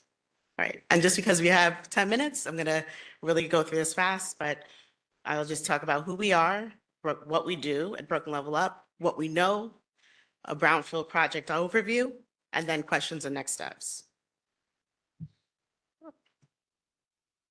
So this is the Brooklyn Level Up team, but in addition, we have a new member, Brian Belmont, who's in the room, who's our new CLT organizer. But this is a team of Brooklyn Level Up who are residents of this community who really care about what we can do to design the community of our dreams and working with community to do that. Our work falls into 3 initiatives, and that essentially the collective, which is our small business incubator and through which we do advocacy around entrepreneurship and small business support in our community. The Flats CLT, Community Land Trust, which will be about affordable housing, commercial space, and collective ownership of space. And Cultivate, which is our environmental justice arm. We have a paid soil testing youth internship. We also do an eco-power internship over the summer where people can do story collections around rain and flooding and just collect community data. It's a little bit about our impact. Going fast. What we know.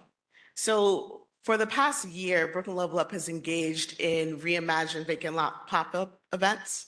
And what we did was to go around to some of the vacant lots in our community and allow young people, older people, and the general public to be able to explore what these blighted or underdeveloped or undeveloped spaces could be and how they could better serve community use. So we had various events where community members could draw, write, and also explore using VR technology to design in real time, and also to be able to get that data that we use on our Map the Culture community mapping tool. I don't know why I keep doing that. What else we know through our Cultivate work is that East Flatbush in particular is #1 when it comes to extreme heat. It is 3rd highest in the city when it comes to lead in its soil, which we know from our soil testing work. And we don't know about the air quality that we are experiencing and exposed to. But what we do know is that because of the way that zoning is, where residential is right next to industrial, those are probably data that we need to have in order to design real community mitigation for strategies. What we also know is what you just learned about the Interborough Express project, which will have 3 stations in our area, one at Flatbush Nostrand, Utica Avenue, and also Remsen. And I'm actually going to go back because you asked for how you could actually see what the data is. If you use those QR codes, there's a quick read FAQs that's from their website and a long read planning study that are QR coded in the deck. So if you want to get that, you could. So our focus for our project and what we think should be really the start of a conversation in our community is to look at Utica Avenue and Farragut. We know that the station will most likely be at 1440 Utica, which is currently the Brocky fence making yard, which also has a restaurant next to it, and as well as an event space. We're also thinking about across the street, which is 1437 Utica, which is an abandoned car wash, which I'm sure you've all been by there, so you know at times it has been a dumping site. It is also a place where steel pan practice and parties go on. So knowing that we have this project, that is going to move forward, that needs our communities, yes, that needs our elected officials, yes, to move forward. What is it that the community could ask for and start to have things that are community owned that matter to the community? One thing that we have proposed is we don't need just a station. We could also use this as an opportunity to address other missing pieces in our community. One would be a community resilience hub. And the goal is, we know that with transit-oriented development or development of all kinds, you do run the risk of destabilization of community if community is not involved in the process from the beginning. What we want to do is think about the emergency preparedness needs, the space needs, the gathering space needs that our community has, which we're at a deficit. We don't have enough of them. And this is an opportunity to leverage a project that is going to move forward with a want and an ask for ourselves. So again, steady state, it's access to space. Other small businesses, nonprofits can utilize it, and residents can come in to access resources. But it can also be co-working space. But when it's time of emergency, it's backup generators, it's places for battery charging, for seniors to access refrigeration for medication or any of those things that we also need. And what we know about that car wash, we know that it's used for steel pan, and we also know there are very few places in our community left for that heritage marker to actually be done. But that car wash could be redeveloped into a space for what we would call a culture and sound lab. So we have the heritage piece of steel pan, but also adding in some environmental new uses for pan. How does it affect plant growth? How does it, where you reuse and adopting the makerspace for pan itself? So that way we get to have workforce development for young people and a space to memorialize our heritage and keep it going.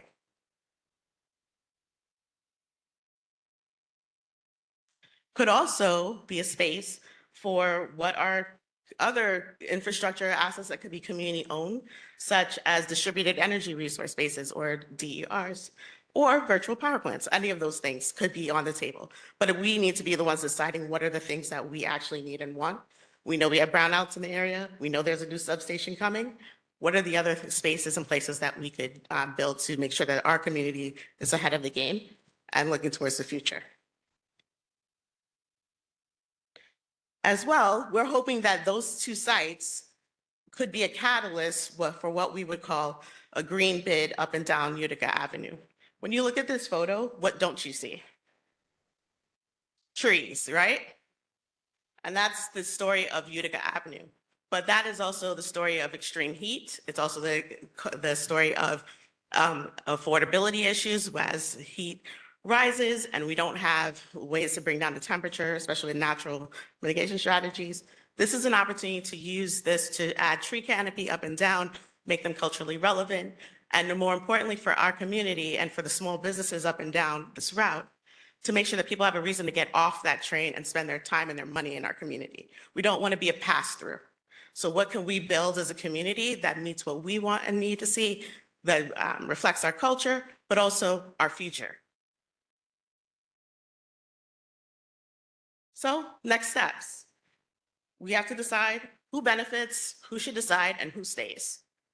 The Utica Avenue Station can possibly, it does have like a lot of underutilized industrial spaces, all of which, you know, they're the residues of the past automobile industry, but also there are spaces that could be turned into more maker spaces, more jobs that could be, or entrepreneurship that could be seeded right in our community. Without community planning that's centered on the people who actually live here, we run the risk of a higher risk of property values that may rise so quickly that it prices people out of the market, even more so than now that we're already experiencing. Property taxes will definitely go up. Commercial rents will increase. And we don't have, even during the construction phase, we don't have construction disruption protections for legacy businesses or concerns of residents who may be displaced as well. So what do we do? One step we can take is to apply for the area to have what's called a BOA, which is a Brownfield Opportunity Area Designation.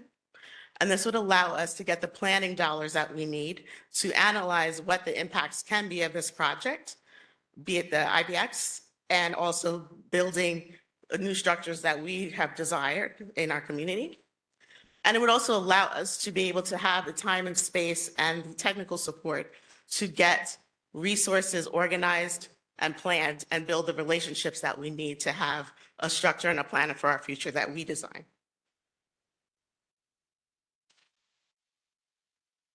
This, again, gives us, we have to determine the boundary of what our area would be. We can apply for city and state funding and even federal funding to be able to do the analysis that we need to do. We can design what that feature looks like. We can actually determine what are the programs and tax exemption support and estate planning needs that we can actually build programs around because we're analyzing what the needs are of this community. So the cost typically is around $300,000 to $500,000 for this analysis, but that is what the grant funding process is about. But again, it's not construction funding, it's planning funding. Again, because we're in relationship with this community and deep relationship at that, we know that the focuses are on homeowner stability and also legacy small business. And we know that we can't have one without the other. We need to be sure that our culture is carried through both. So we have to make sure that we are analyzing and getting the feedback and the input of the people who've already been here, who've made this community what it is, and have a right to be able to stay here. Who are we working with? Community, be it community members who come to these board members and at large, government partners, and then also technical assistance partners. It would also be people in the education space so that we get the data that we need and to make sure that we can leverage relationships with mission-aligned developers in particular. So we build not things that other people want, but the things that we want. So what's next? We have to coalition build. Like, this cannot be done by one group. It cannot be done alone by Brooklyn Level Up. We have to figure out who are the people in our community who are going to commit to building a neighborhood coalition, walking the blocks to determine what our boundaries need to be, helping to secure community board resolutions. In fact, the ask for tonight is, well, we know we're going to push it to next month, but just to think about it, the ask is we need Community Board 17's support on a letter/resolution of support for this project so that we can apply for the grant funding we need to start seeding this analysis. We also need to help secure support and letters from other elected officials and other community organizations. And we also, and even block associations, everyone, it's all hands on deck process. And then we also need to survey community members to get more information to support both our application, but also just the work at large. And that's it. Any questions? Oh, and if you want, there's a 2-pager that is available that basically distills this down, and it's also being dropped in the chat, I think. Right? Thank you. Any questions? Sure.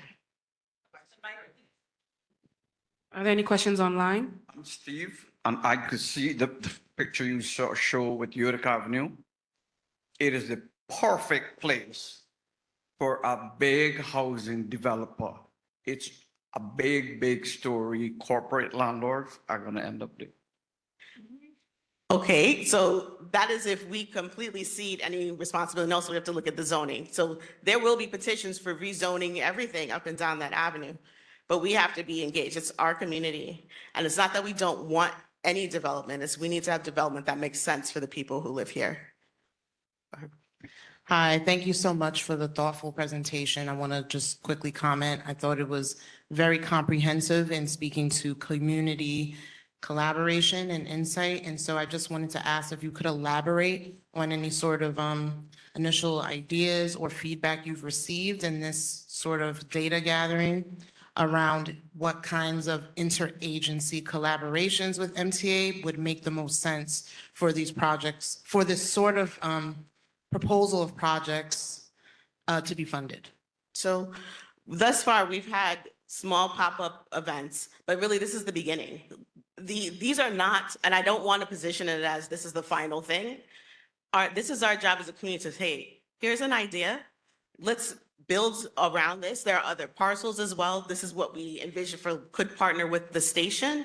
But the reality is, I don't want to do what developers do where we come and here's the finished plan, accept it, community board. No, or community, accept this. This is, now we have time. We've seen now what the timeline looks like. This is our opportunity to start as a community to figure out what are the things that we need, the conversations we need to have about what we want for ourselves and the people that we support and speak for. In terms of interagency engagement, I've started to have conversations with OER. I've had some with MTA as well. Obviously, it's hard to know exactly what we could have when they're not sure about what the station needs, maybe. Right at this time, we know that at least from one of the presentations that I went to, their position was about a 300 square foot station, but that lot is 18,000 square feet. So we could build something else around it that takes into account what we need. The point is to leverage this opportunity we know is going to be funded to get the things that we wouldn't normally get investment for. This is a community that often does not get investment in infrastructure, doesn't get investment in new buildings, that are especially not that are community design. But this is an opportunity for us to get to do that. Thank you. Questions online?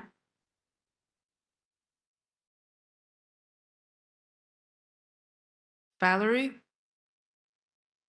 Me? Hello? Yes, we can hear you. Hi. Yeah, so I just wanted to ask Allison, how much of the I think you said that the actual area for the station is what, 18,000 square feet, something to that effect.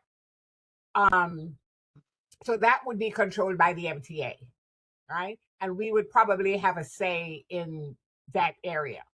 But you also mentioned earlier that Utica Avenue is then probably maybe from Clarendon Road or Avenue D down towards Farragut. A lot of that is privately owned, right? So how much say would we have in any of it? The part if is, we the don't point own is, property? oh, sorry.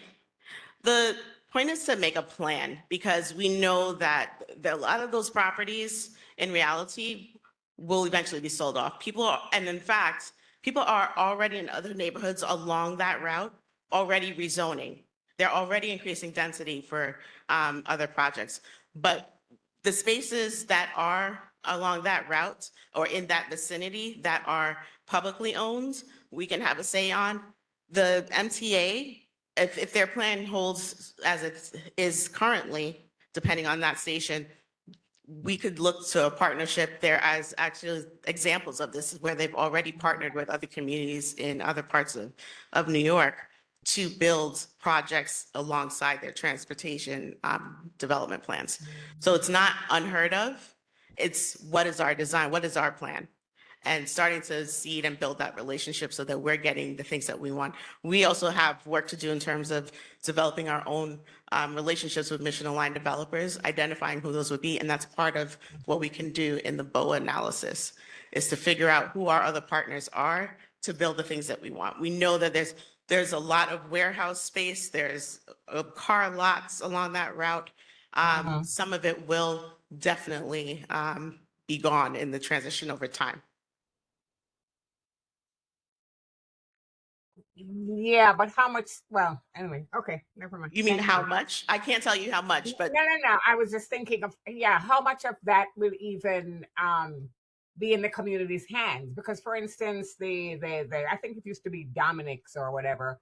You know, that where they do the steel pan practice sometimes.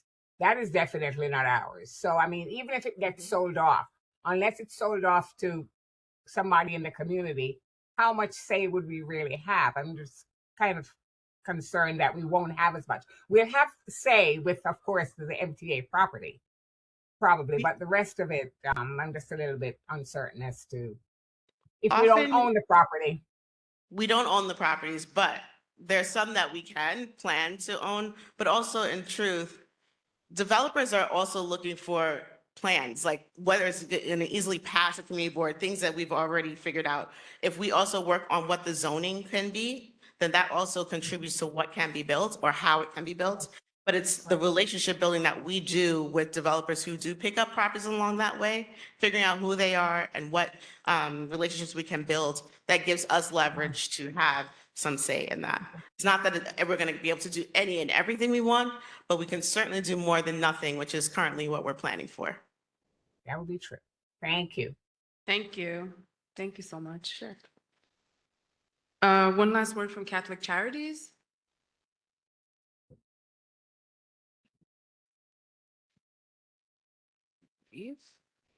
Is someone from Catholic Charities here? They left? Oh, okay.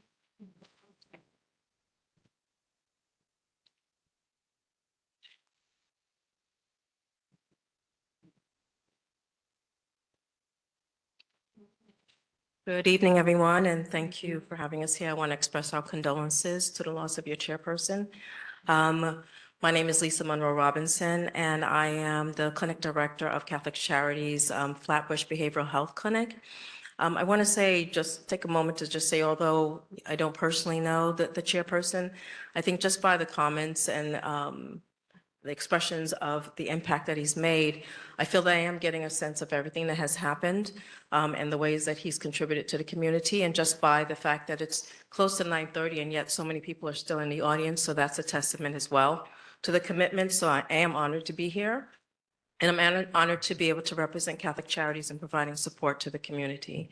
Earlier on, you did hear about a certified community behavioral health clinic through IDCC or Interborough. In fact, there are a number of those CCBHCs, of which Catholic Charities is also one. And essentially, just I wanted to explain to you like what really is a certified community behavioral health clinic. It's essentially a new or different approach to behavioral health care than what we may have experienced in many years before, where a person's health care or behavioral health was very much siloed. You know, maybe you have substance use here, mental health there, physical health here, social determinant of health needs. And, you know, when I say social determinant of health, I mean entitlements, housing. Yet we are one person, right? We're one person. We live life in that one as a whole person. And when our service delivery is so siloed, or I would say not integrated, then it makes it even harder when we're going through difficult times to get the support that we need. So essentially, a certified behavioral health clinic says, let's look at the whole person.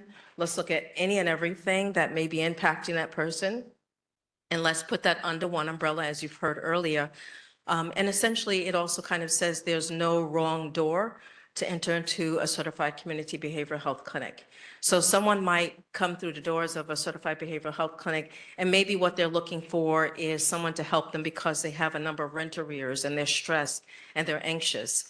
They may have behavioral health needs, but that's not their focus in that moment. Their focus is on what's happening to them and on their security. So essentially, as CCBHC says, come as you are with whatever is impacting your wellness and well-being at that time, and we'll see how we can help you.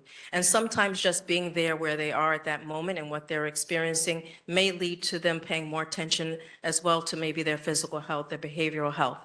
And so that's really what it is, because the old model of behavioral health services was not working, and it wasn't really helping communities on a whole.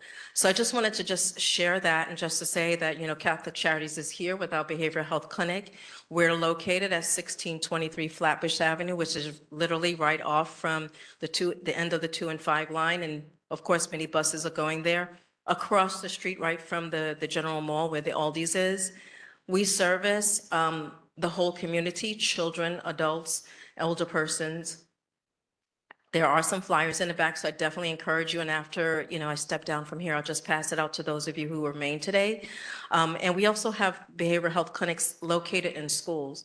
What we do know, and especially after COVID, is that our younger community has been affected. They 100% have been affected by, I say often that we're in a post-COVID world still. We're still adjusting to the effects of that and how it's affected our youth. And we also know that suicidality is on the rise.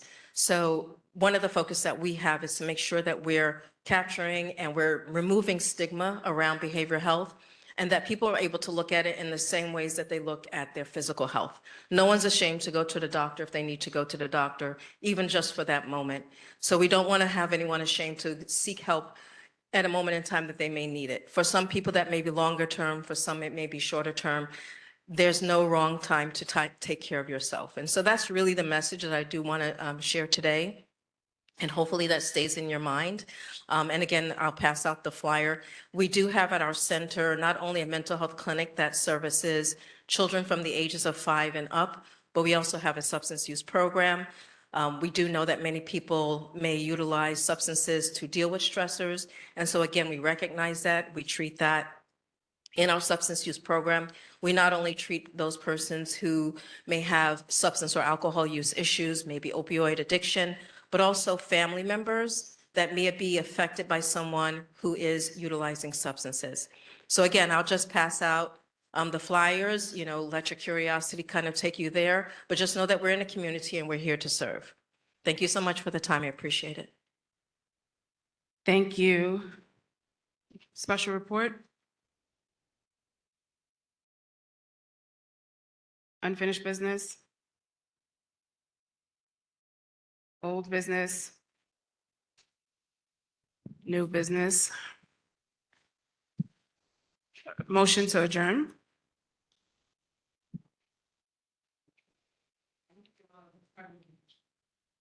Second, is anyone second? Meeting is adjourned, 9:27.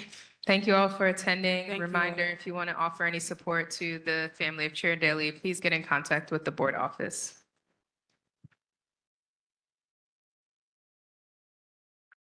Good night, everyone.